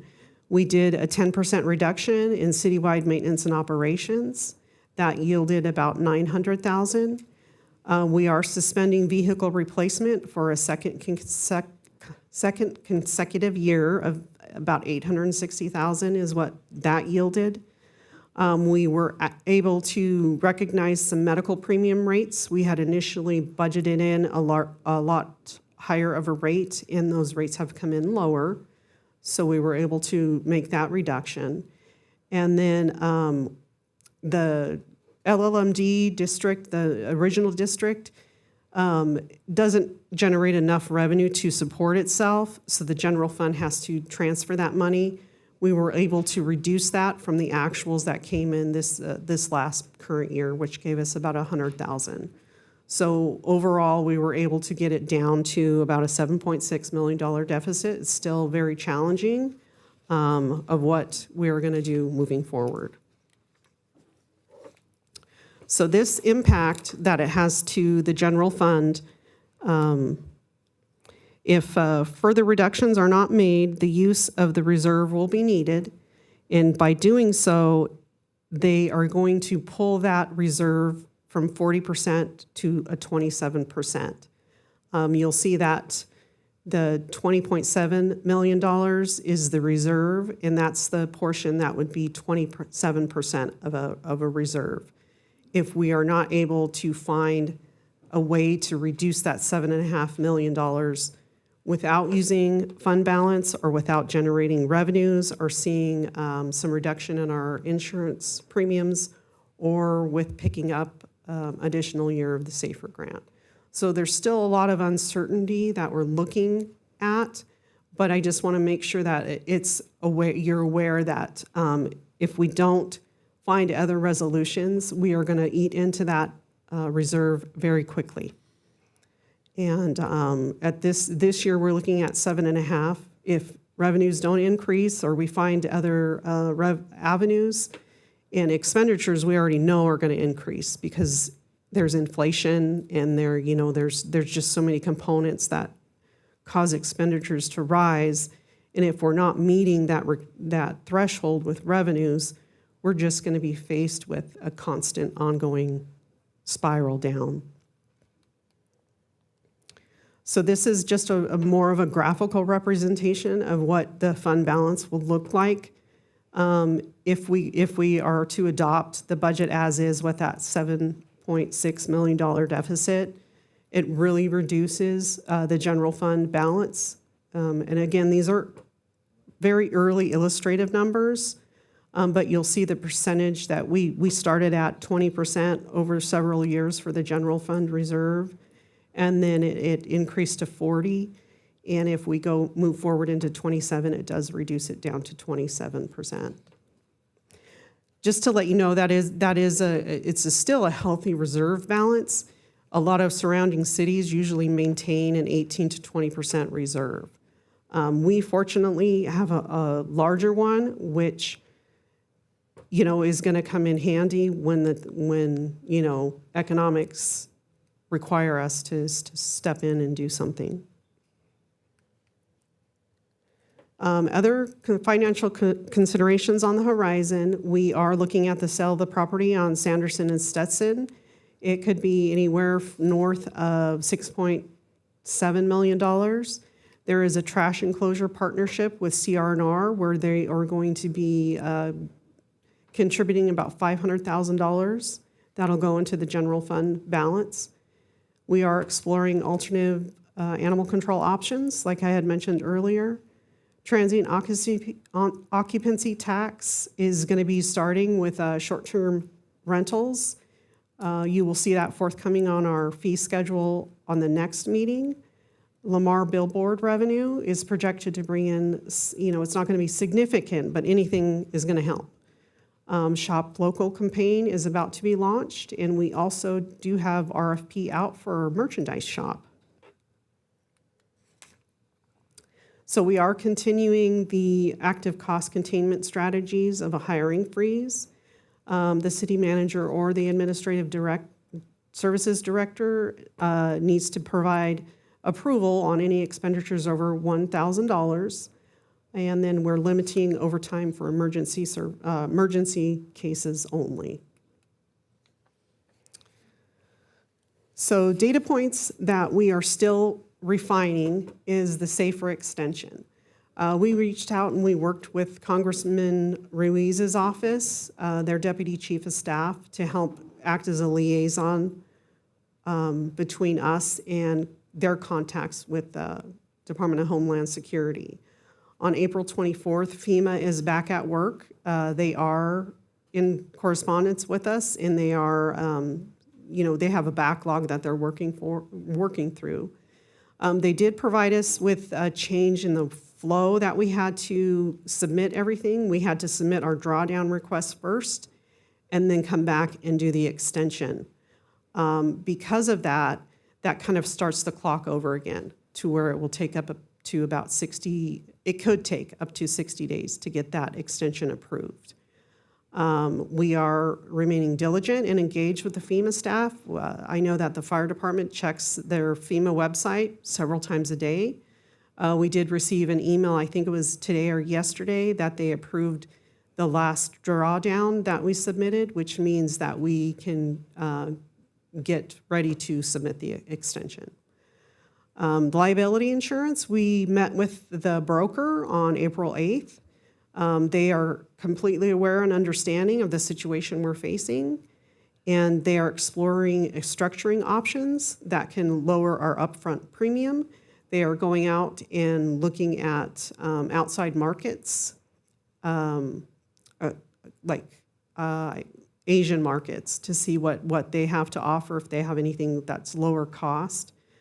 It'll be at least 30 to 45 days to get kind of finalized numbers from them. So we're looking at almost to the finish line before we'll really know what's going to be happening. So these are two of the most critical pieces of information that we do need to have. So the second portion of tonight's staff report and of this presentation is to recommend the transfer of the public safety SIR buy down that we paid for this fiscal year. So the purpose is to reduce the SIR of the public safety incidents from 6 million to 2 million. The terms of that buy down was about $1.5 million per year for 3 years, starting in July of 25, ending in July of 27. The request is to establish appropriations in Measure U, police and fire, split equally 2/3, 1/3. And in doing so, this preserves the general fund reserves for this end of this fiscal year as of June 30th, 26 at a 40%, and then also still maintains the reserve for Measure U at 20% because that fund actually has a very high fund balance. And this motion is in compliance with Resolution 4703. Section 3 states the proceeds of the tax may be expended on risk management and legal services in defense of claims and legal actions against the city and public safety personnel. So that's the end of the presentation. If there's any feedback or questions, I'm here. Any questions?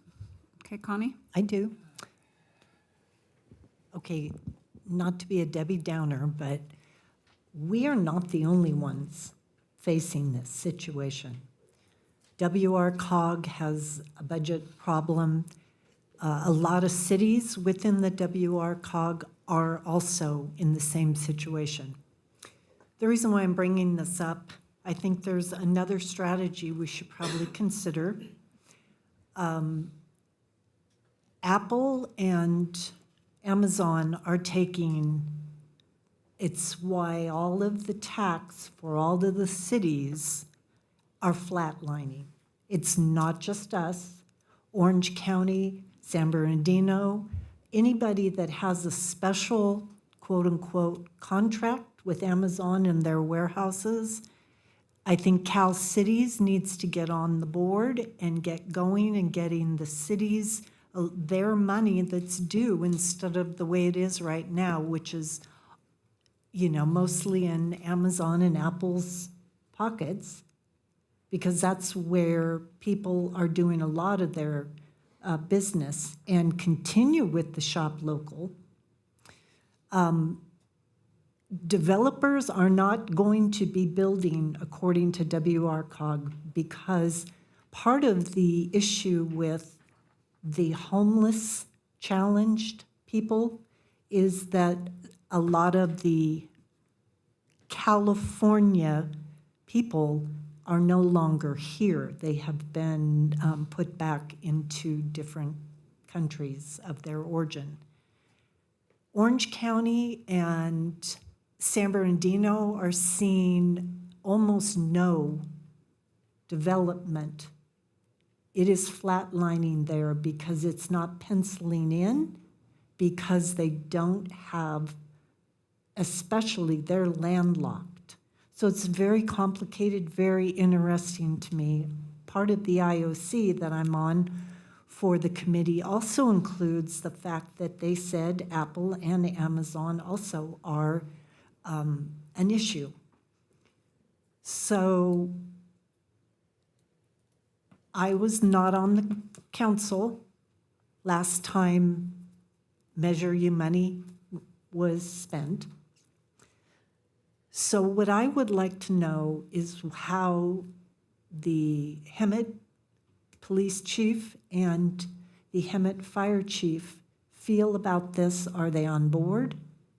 Because I don't think we need to have controversy. We don't need to have anybody think that we're doing something sleight hand. I want to hear how they view this. Is that okay, Mayor? I'd like to piggyback on that too, so. Absolutely. Chiefs, come on up. Also, while you're talking, chiefs, if you can let us know what impacts residents will expect from these 15 vacant positions.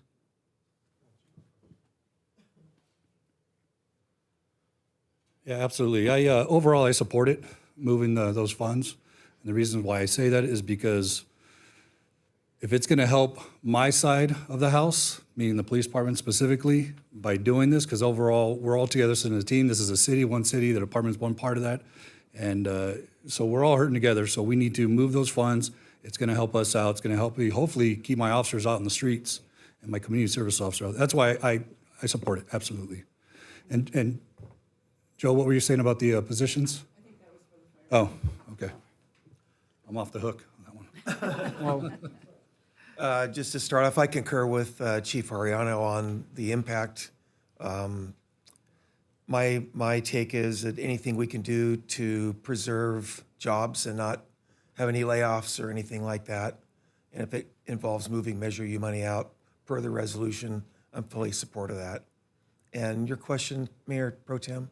About How is this going to affect citizens with these vacant positions being frozen? I mean, is it going to offset anything on how their police or the fire are handling anything out there? We get a lot of calls in the senior district, so. Yeah, I don't think there'll be any, at least on the fire side of the house, there won't be any direct impact at all. We have some openings now, but we're still carrying on with the staffing we have. We have openings in staff in our admin, and we're just now kind of wrangling with that due to some recent departures. But I know maybe the chief wants to talk about people on his side. Yeah, absolutely. As far as the frozen positions go, I'm okay with that. We're doing good stuff with the numbers we have now. Yeah. I would want to prevent any further losses, because once we lose anybody from here on out, now we're going backwards from everything we've done good in the 2 years.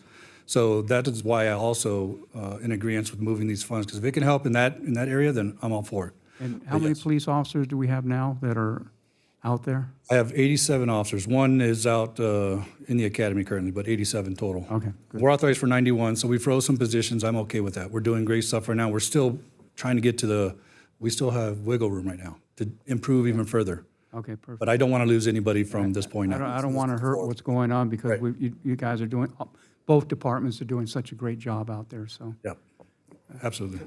Could I just add one, excuse me, could I just add one more thing on that, the retention issue?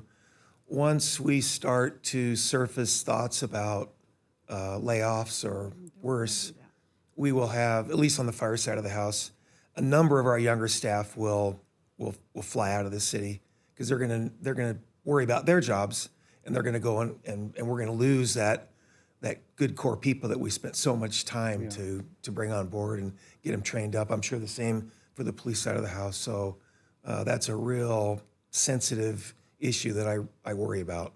So if we can do whatever we can do within the bounds to preserve that fact, because the way I look at it, we're kind of at the low point now. Now we're going the other way from here on out. Okay, well, thank you, sir. Thank you very much. Thank you, sir. Any other questions or comments? Yes. I did want to dovetail on that to let you know that the retention of staff is very critical, especially for public safety, because that is such the story that we're trying to tell with our insurance carriers.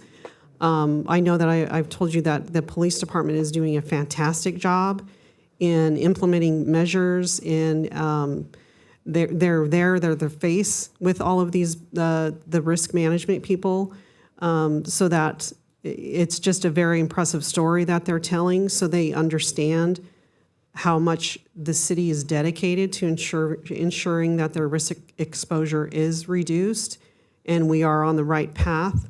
We just need to wait out our liability claims to drop off. Our large one was in 2027, it's going to drop off our books, which will help out significantly. There are a few more that will come down the pipeline that'll drop too. So we are working towards the risk side of everything, but trying to retain the staffing levels is part of that whole balance. And to let you know, the 15 positions, the majority are in police, but there are some that are in non-public safety. The impact is something. It's not nothing, but it's manageable. I mean, I always tell everybody, if HIMMET is anything, we are resilient, and we always push through and make it work with what we have. Thank you. Very good. Jackie? Tiffany, will you go back to slide 12, please?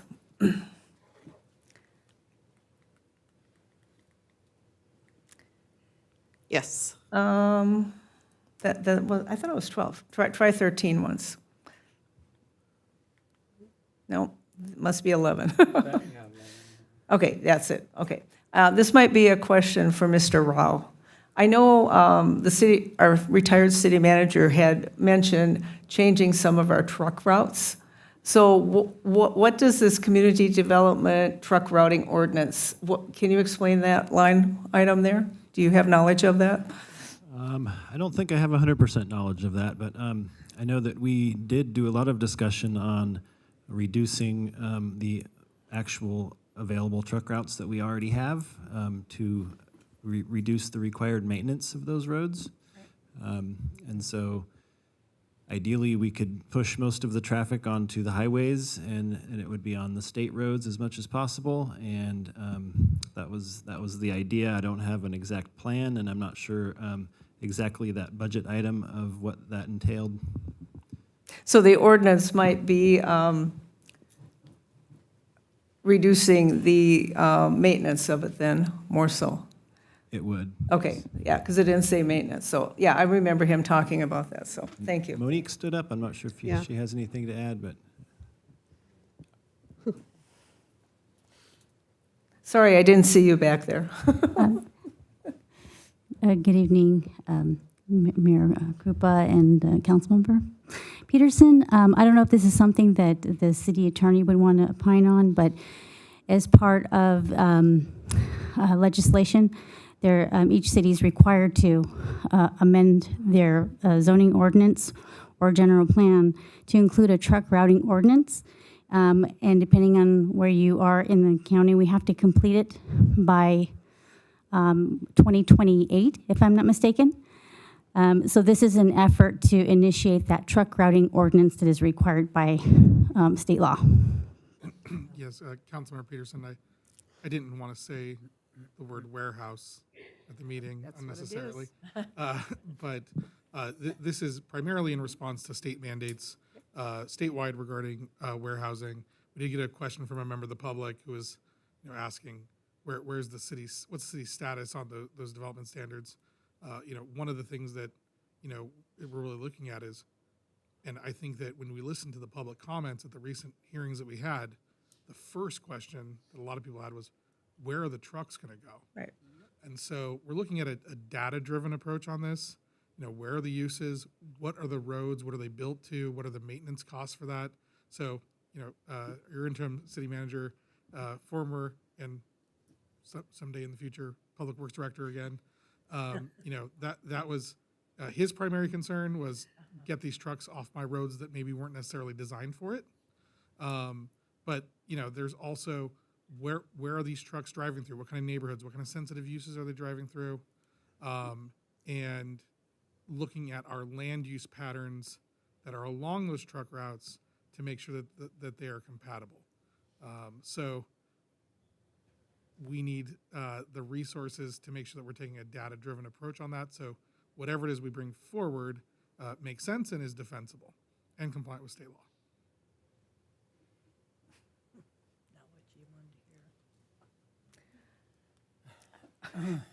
I'm still kind of wondering what the expenses are, though. Well, the expense, there's a lot of staff time. There's also a lot, probably. Is that just on the ordinance thing, then? So the ordinance itself is relatively easy to draft. It'll be 3 pages. It'll say the following are the truck routes. But the devil is in the details of, okay, where are the truck routes? And that's where you're looking at a significant amount of consulting. So it's more labor, to time and labor, Consultants and not physical expenses. Correct. Okay, got it. It's a lot of studies, yeah. Thank you. Okay, now can you go to slide 14? Yes. Off the top of your head. I have Kalina here, so. What constitutes the $3 million that is assigned? That is held for CIPs, so capital improvement projects. Those can be scaled back because some of them have not started, so they could just be canceled, and that would throw that money back into the mix. You will see the unassigned balance is about $336,000. That's what is free and clear to work with, and that is gone at the end of next fiscal year. Okay. So, and I mean, unless we reduce any of those CIP projects, yeah. And these are CIP projects that are coming out of the general fund? Yes, the $3 million, yes. Yeah. And we, quite frankly, don't want to do that because it's probably some of our worst streets in town. And I know South Carmelita is one of them. We could bring forward soon, at least to the next workshop, of what those CIPs entail. That would be great. Because I don't think those ones are specifically street projects, but we'll have to take a deeper look. Yeah, if we could look at those, that would be great. Yeah. Kalina is like a human number machine, so. Yeah, there's also the kitchen grants are included in that, the vandalism relief. $1 million of that is the trash enclosures, which, as one of the slides said, $500,000 of that will be coming back. So really, that could be $2.5 million once the agreement CR&R goes into effect in July. So you have all those other miscellaneous projects that the former city manager initiated, like the kitchen grants, vandalism relief, trash enclosures. And those are all good. Yeah. Those are not things we want to stop at this point. Okay, But we can definitely bring you an itemized detail of that. that would be great.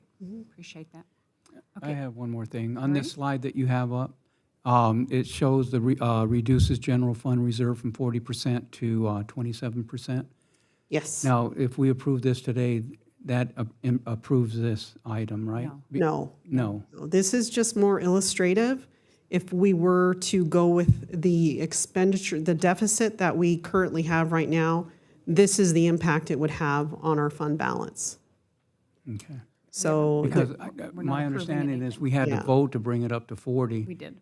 And we don't have to vote to bring it down? or- well, We are not bringing it down at this time. Today is just kind of an illustration of what Illustration, would okay. happen, of kind of where we are in the budget right Okay. now. Yeah. We still have some unknowns that we'll be Unknowns. What are- hopefully getting the answers to as far as the liability insurance Okay, and the final gotcha. premiums for And then next once year. that's taken care of, then Once we we'll- know all the final numbers, then we'll be able to share that Count- okay, final perfect. number Thank with you.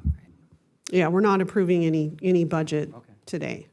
So, but in this motion, we do have to approve the moving of Measure U fund, or I should say, the liability over here to the Measure U to pay for. Correct, and that's for current fiscal year. So the bill's already been paid, so we're just moving the expense from general fund to Measure U, and that's the motion that we're seeking. All right. Do we have any public comment on this item? There are no registered speakers. Okay, thank you. So, need a motion, need something going on here so we can stop this one. Okay, I will. Thank you, chiefs, for being up there, and thank you, Tiffany and Kalina. I will do a motion to recommend we receive the presentation and discuss the second fiscal year budget workshop of 26-27 and adopt a resolution of the City Council of City of Hemet authorizing the Administrative Services Director to establish supplemental appropriations in the amount of $1,528,226 in Measure U to fund the 115, which is 2/3 of police and 1/3 fire, and transfer the fiscal year self-insured retention for a buy-down. Okay, we have a motion. Do we have a second? Second. Okay, motion and a second. Please vote.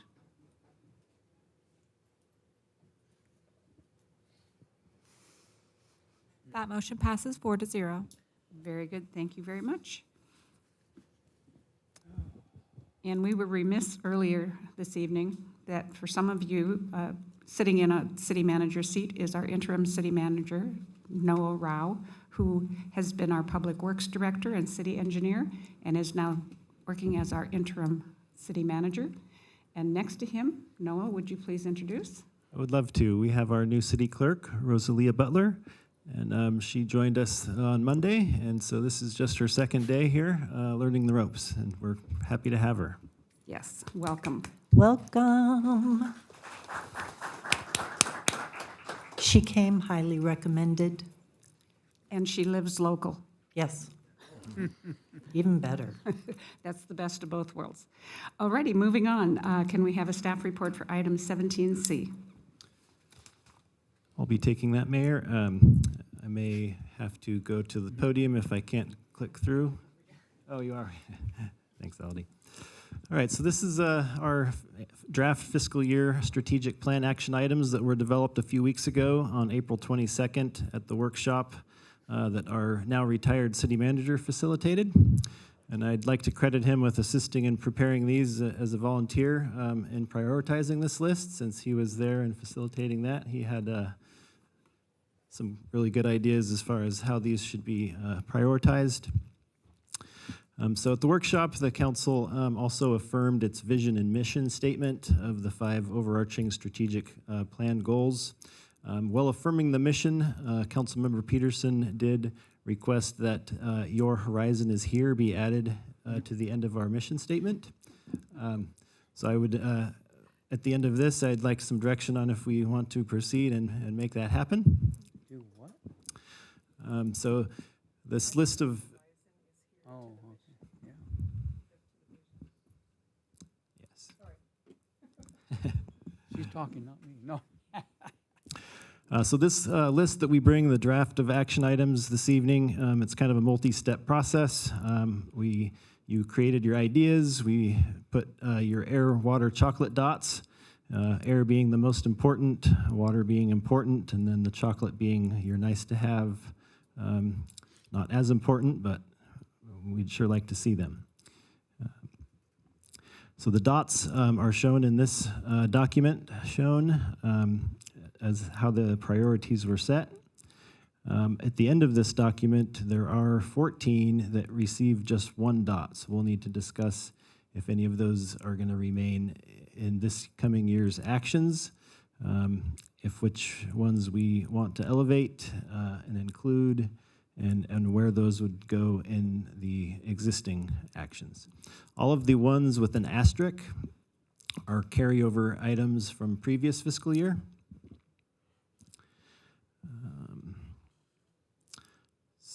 So I think, as you can see, the green is the highest of importance, the yellow is the next most important, and the red is the lower priority items that have been finalized, and then there's the 14 that are in white that we'll need to decide which ones stay, which ones elevate, and which ones get put aside for the future. I think it'd be best if we go through and we start, and if there's any changes to where these are prioritized in the list, starting with 1, and then we can go back through, and I'd like to get any council members that want to be attached to their items of interest. So if we can start with any discussion or edits to the prioritization first. Can we move that up?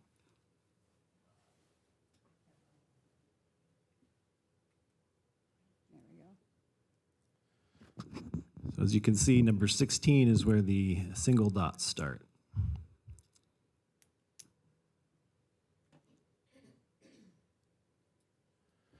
And some of the ones on the top, there was 1 red and 4 blue, and the rest were all chocolate dots on those single dot items. I think some, if not all of these things are being taken care of in other areas.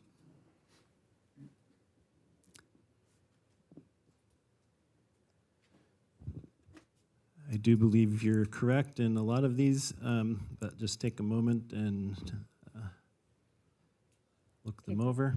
Yeah, the theater is being taken care of. That is an ad hoc. Downtown study is there. Trash receptacles we're doing with CR&R. Public spaces, utility boxes is through Art and Culture. Downtown Arts Alive. We don't have a designated Saturday, but we are working on that again through Art and Culture. When you go through them, can you tell us what numbers you're talking about? I'm talking 18 through 29. Oh, okay. Yeah, it's the ones with the singles. We're basically doing all of these in this, in an ad hoc or a subcommittee that we're already doing. Same with Simpson Park, citywide cleanliness. Christian is taking care of that on the 4th Sunday of every month, 4th Saturday, excuse me. Different agencies are doing the intersection of Highway 79 and 74. Transitional housing, that's all part of what planning is doing. We have our youth council and working on different things for the youth, and we have the citywide cleanliness task force. So could we just keep these all in mind and just include them, make sure that they're involved in what we're already doing in 1 through 17? I think it would be a good kind of reminder to put it up into that. Sure, absolutely. Maybe add them to where they fit. Yeah. Starting on which number? 18. 18, okay. Well, actually 17. Can you flip that one back? Temporary use for vacant buildings. business, well, Ben's in charge of that, so that's part of the economic development that would be probably created through this committee assigned by the city manager to assist with economic development.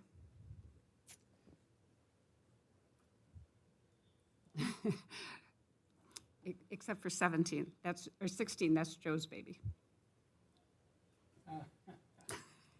He doesn't like prevailing wage. Well, none of us do, but we don't like Davis-Bacon either. So, I'm kind of questioning the weekly residential streets. I'm kind of questioning the weekly residential street sweeping and parking enforcement implementation. Are we going to have to put signs out on every street stating that there's going to be streets? Yes, that will Street have to be sweeping. part of the program. I have a question for Christian Tikas, if you don't mind. Christian, have the signs been put up at the parks for the homeless not being able to sleep out there and on businesses, or are they still in the works? As far as I know that those signs were updated They were. last year, weren't they? All of our park signs were updated last year. With the, yes, with the new, ordinance. with the new ordinance that we references. came out with, okay, because it took like over a year to get that done. We're currently waiting for the no panhandling signs. How long That's has the that ones we're been in waiting on. play? How long has that been in Those play? should be being deployed, I believe. They may have already started this week, but I'll have to double check. Okay, because if we do the street sweeping weekly, we're not going to be able to start until we get signs out there. This is a 12 to 18 month process to get Okay. implemented. Okay. And then also our amendment with CR&R that gives them that much time to purchase the additional street sweeping equipment in order Okay. to start So that we're extra looking 2 sweeping. years down the line then. Okay. no- 1 to 2 years. Yeah, okay. Thank you, sir. So all of the ones in 1 through 15, of course, I'll mind number 9 is the implementation of the carryover ones with the asterisk, and so that item will actually be removed once we set the priorities here. Okay. Now, the number 14, the traffic conditions and everything, is that part of that being covered by that zero, whatever grant funding that we're going to go for? So our citywide roadway safety action plan is assessing all of the high accident areas, and that plan will be coming forward.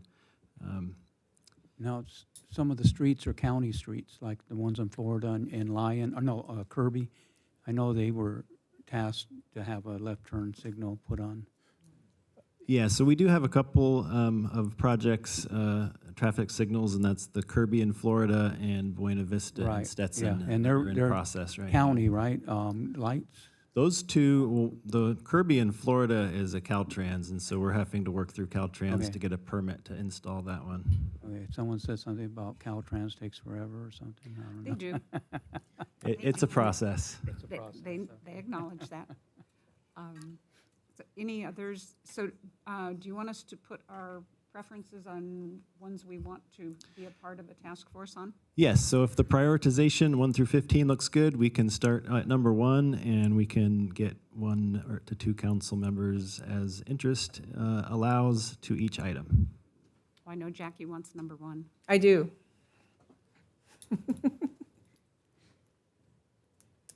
All right, anyone else? Before we move on to number 2. I would like number 2 to be on number 2. All right. And we can have up to 2 people on each one. Okay. Yes. I'll do the volunteer recruitment. I think that would be fun. Yes. All right, moving on to number 3. I'm just wondering how we are going to accomplish that. Because we don't have a specific grant person anymore. We work with Townsend Public Affairs. So other than everybody combing through any lists that come out, what can we do? Yeah, and we do have, the lists being sent to department heads on a regular basis, and so I think I'm just going to probably have more of a standardized process kind of written and communicated across the departments. Can we put like directors there? And then some follow-up on those too, so that we can kind of give some feedback on which ones we looked at, why they would or would not be a good fit for that department. That would be good, because I know I see some things, and I've sent them to you and said, did you get this? And then I sent them to Chief Ariano, and I said, did you get this? I know they have recurring lists that they look at, but when I see things, I never know who gets them and who's really looking at them. Yeah, I So do if the we have same more thing. coordination, Some a better feedback point of to contact. show which ones were looked at, and then kind of the reasoning whether they were a good fit to pursue or not. Yes. Yeah, because I don't know if all the directors are looking at them and who's getting them. But I would help with that.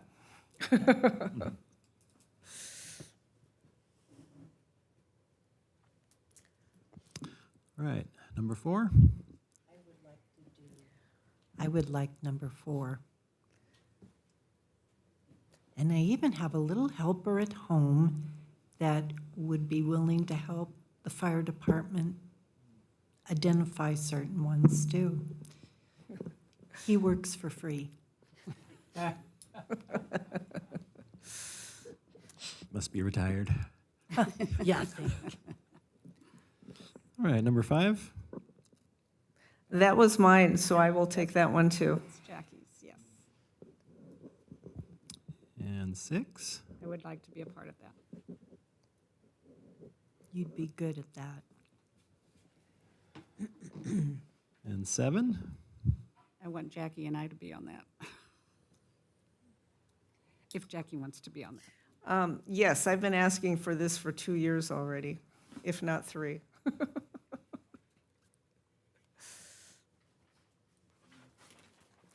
All right, number 8. 8.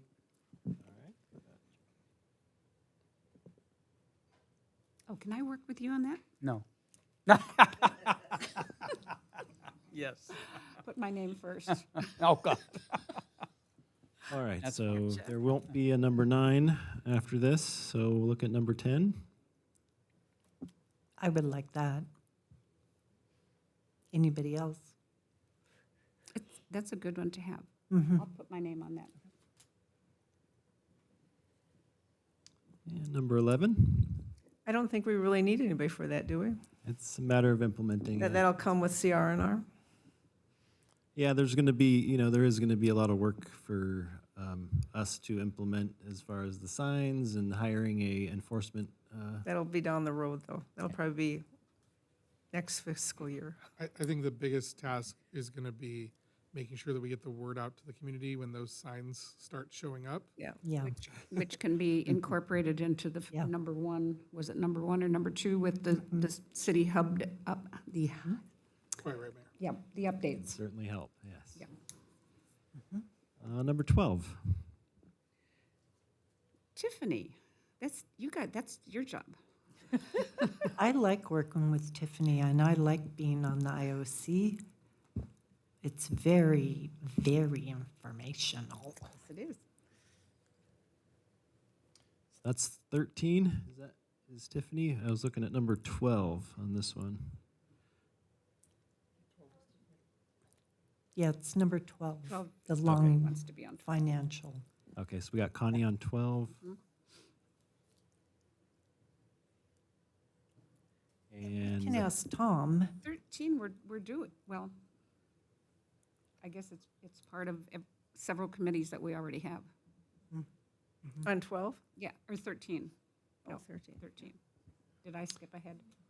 Yeah, Connie has a point. We're not including Tom on any of these. So if you know that he's interested in some of these subjects. He can when I sign get on an that. opportunity, I will definitely go through the whole list with them. Yeah. Just one person. Most of Right. them are just one person. Right. Yeah. And I'll join, what's your name?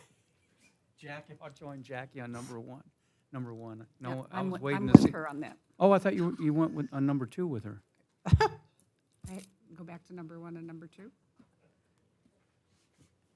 I didn't hear And any number 2. Oh, boy. on the screen. There we Why go. do I feel this is like Abbott and Costello? Who's on first?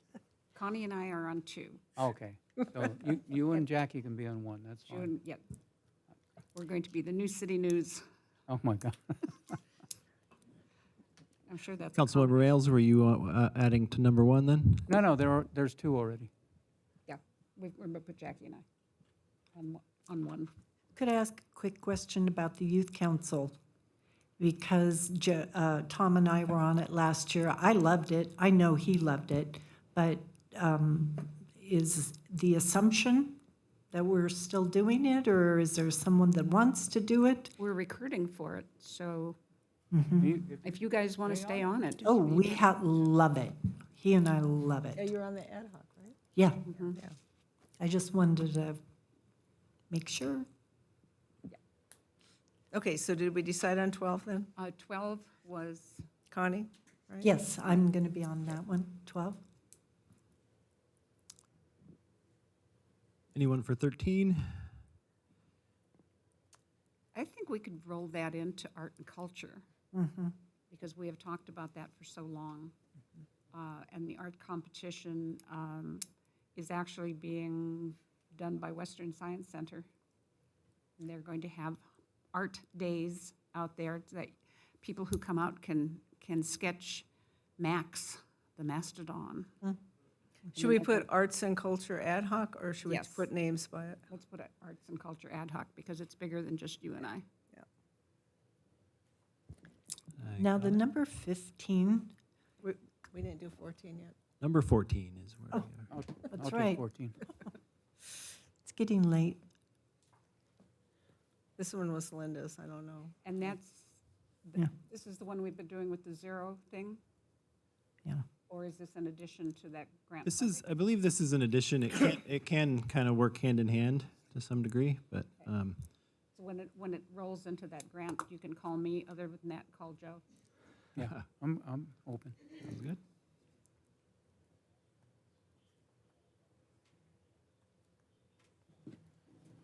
And I think number 15, Number we all 15. want to be on it. At number 15, I have been approached by some citizen that has ideas for the Simpson Senior Center and volunteer kind of stuff. And I'm wondering if they couldn't get moved into that Do volunteer. you want to work with me on, in Yeah. the volunteering and add that, just kind of?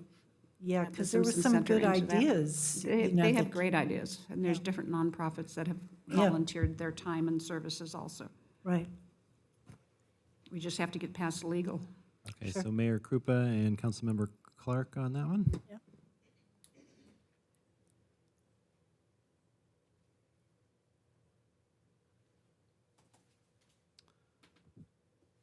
Okay, I think we've got a plan. So this will come back as a final item before the start of the fiscal year. Sounds good, and we don't have any action on this, do we? Do we? Did we want to address number 16 or not? 16, we're going to, You can't, because we can't can't really. go backwards, we can't go back to Yeah. Yeah. a charter city, so doesn't, Should we delete it then? I read that you can go to a district from a charter, but you can't go to a charter from a district. you And can. AI is smarter You than can, so when I say you, in this Female sheep. instance, I'm referring to the electorate of the city of Hemet, could adopt a charter at any time. Typically, it would be proposed by the council. You might have a citizen charter committee review it, but it could go to an election in the future. So if that was something that you wanted to explore, I think for number 16, that one might be best suited. I can put together a legal briefing memo for the council just on prevailing wage, what the requirements are, what the limits, and a charter city isn't a magic fix for it. You can exempt yourself from prevailing wage, but there's a whole bunch of consequences. Like we talked about Measure A and TUMP funds the other Right, meeting. SB1. Right. Grants. And there are similar strings that the state cuts. So why don't I put together just a briefing memo on that? Yeah, but the cons, the pros and cons. Yeah, and pros and cons, and I can send that to the council as an attorney memorandum. And then if you decide that you want to set a future meeting to discuss any implementation of those Okay. things, we could do that. Let's do that. Okay. But that doesn't have to be an item on this. We could just get that done in the next few weeks. Okay. Okay. So do we need action on 17C? There is really no action to take. This is more of a discussion so that we can bring back a final item before the fiscal year begins. All right. Very good. So now we will move on to city council and staff reports. Connie? Okay. I gave everybody a bunch of the WRCOG information.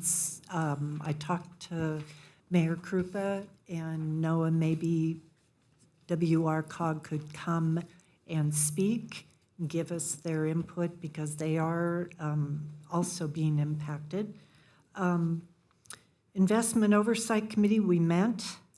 It always an awesome meeting to go and sit with Tiffany and Jackie and what's his name? Andrew, thank you.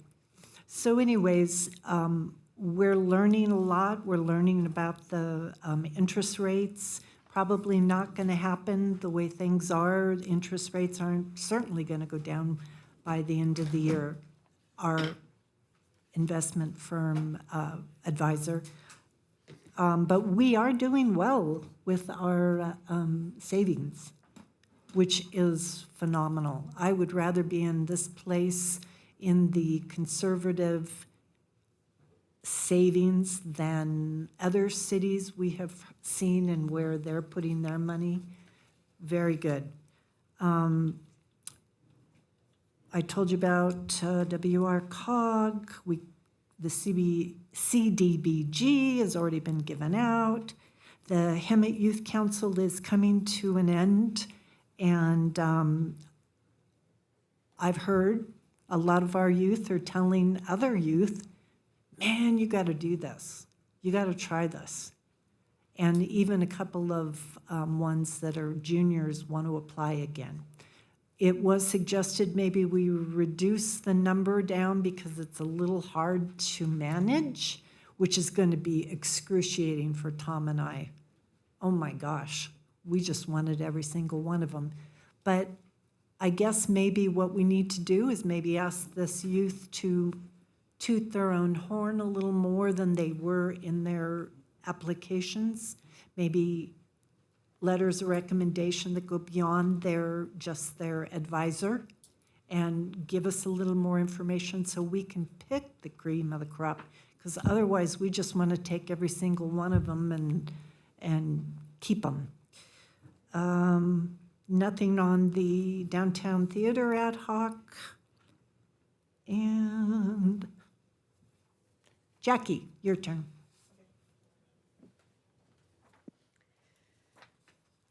Okay, I'm going to spend a little time on our arts and culture ad hoc, and we just had a really good meeting on Monday.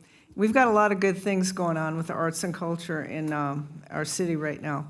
So we have a very nice mural on the fire department, but we are going to have our next first public mural coming within about a month or so. And there's been a lot of outreach, a lot of input for this.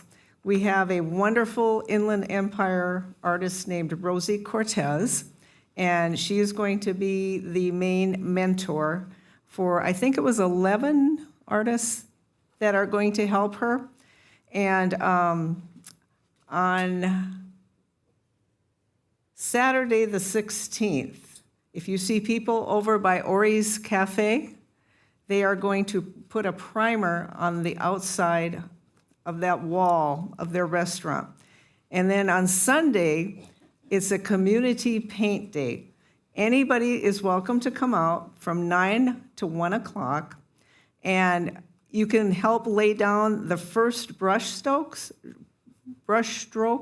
or you can just enjoy mingling with everybody and watching it and see it develop. So that's going to be for anybody, and that'll be like the little kickoff on Sunday, May 17th. So there will be an unveiling celebration, we do believe, on June 27th. So if you want to come out for that, I'm sure it's going to be a great celebration with some good activities and a lot of fun that day. I'm sure we'll make it good. So another thing that we're doing, we've been talking about this, well, as Linda says, they've been talking about it for years in Hemet, that we are finally going to have a calendar of events that is going to be for the Valley. So it's run by a company called Artsopolis, and our specific website is going to be called Hemet 365. And you're going to be able to go on there, and you can post your event. So I have some flyers in the back, and also you can probably find this soon on social media everywhere. But we're encouraging everyone to register your organization now.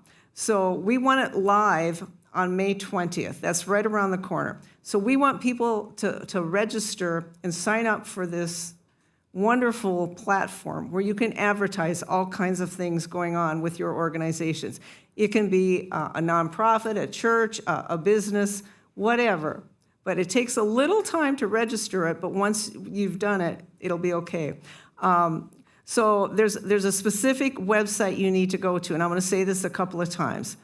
So it's S as in Sam, G 103, actually 103, .artsopolis.com. So SG103.artsopolis.com. So if you go to that, in the upper right-hand corner, you're going to have submit a listing, and you're going to see login and register. We want you to register now. Get your organization in there. And one of the reasons we want you to do this is when it goes live, we want it to be populated. So our events coordinator and communications coordinator, Jennifer, she's going to look at all of your submissions when you put them in there. And she will screen them, and I'm sure, almost all of them will get approved if they're legitimate things. So we really, really want you all to use this. And I've been saying this, and I reiterate this since I've been on council. I hear this all the time. People say there's nothing to do in Hemet. Well, now you can find it. So if you go to this website, we're inviting anybody in the Valley to join in. So we asked Saboba Foundation if they want to put things on there, the resort and casino. The city of San Jacinto can put things in there. We are going to use the heck out of it because we want people to come and spend time in our valley, not just drive through it. So we want them to know what's out there. So we're really excited about that. And it was fun to be on the committee, and I think it's going to be great. So we encourage you to sign up for that. And I want to thank everybody that came out to Ramona pageant this year. It was wonderful play again. I think it was some of the best weather ever. I mean, it wasn't rainy, it wasn't really hot. Beautiful, beautiful play once again. And they are continuing their concerts series. So if you look on their website, you can see what groups are coming. They have a lot of concerts coming up. And like I said, it's a beautiful outdoor venue, especially in the summertime. It'll be cooler at night and that. And they also have the Ramona Market once a month now, so that'll be on their calendar as well. So let's get out and support our local activities. That's all I have. Thank you. Okay, mine's short and sweet. Met with the committee consisting of the mayor, our city manager, our interim fire chief, trying to interview chiefs for the fire for our Hemet firefighters. Attended the 2026 Hemet Regional Economic Summit. Ben did a great job out there. He's doing a great job in bringing business out to Hemet, and we will be attending the ICSC next week. I think it's Monday, Tuesday, and Wednesday. And then attended the Hemet San Jacinto Student of the Year dinner at the Saboba Event Center. Some of these kids are excellent. Our future ahead of us is going to be great with these new leaders that are coming out of high school. Thank you. Thank you. News on the library. This Friday, May 15th, from 10 to 2 p.m., Supervisor Gutierrez's office has a mobile IT unit, and it's called Tech on Wheels. They will be at the Hemet Library Friday from 10 to 2, and if you have any issues with any electronic device, bring it over there and they will help you with it.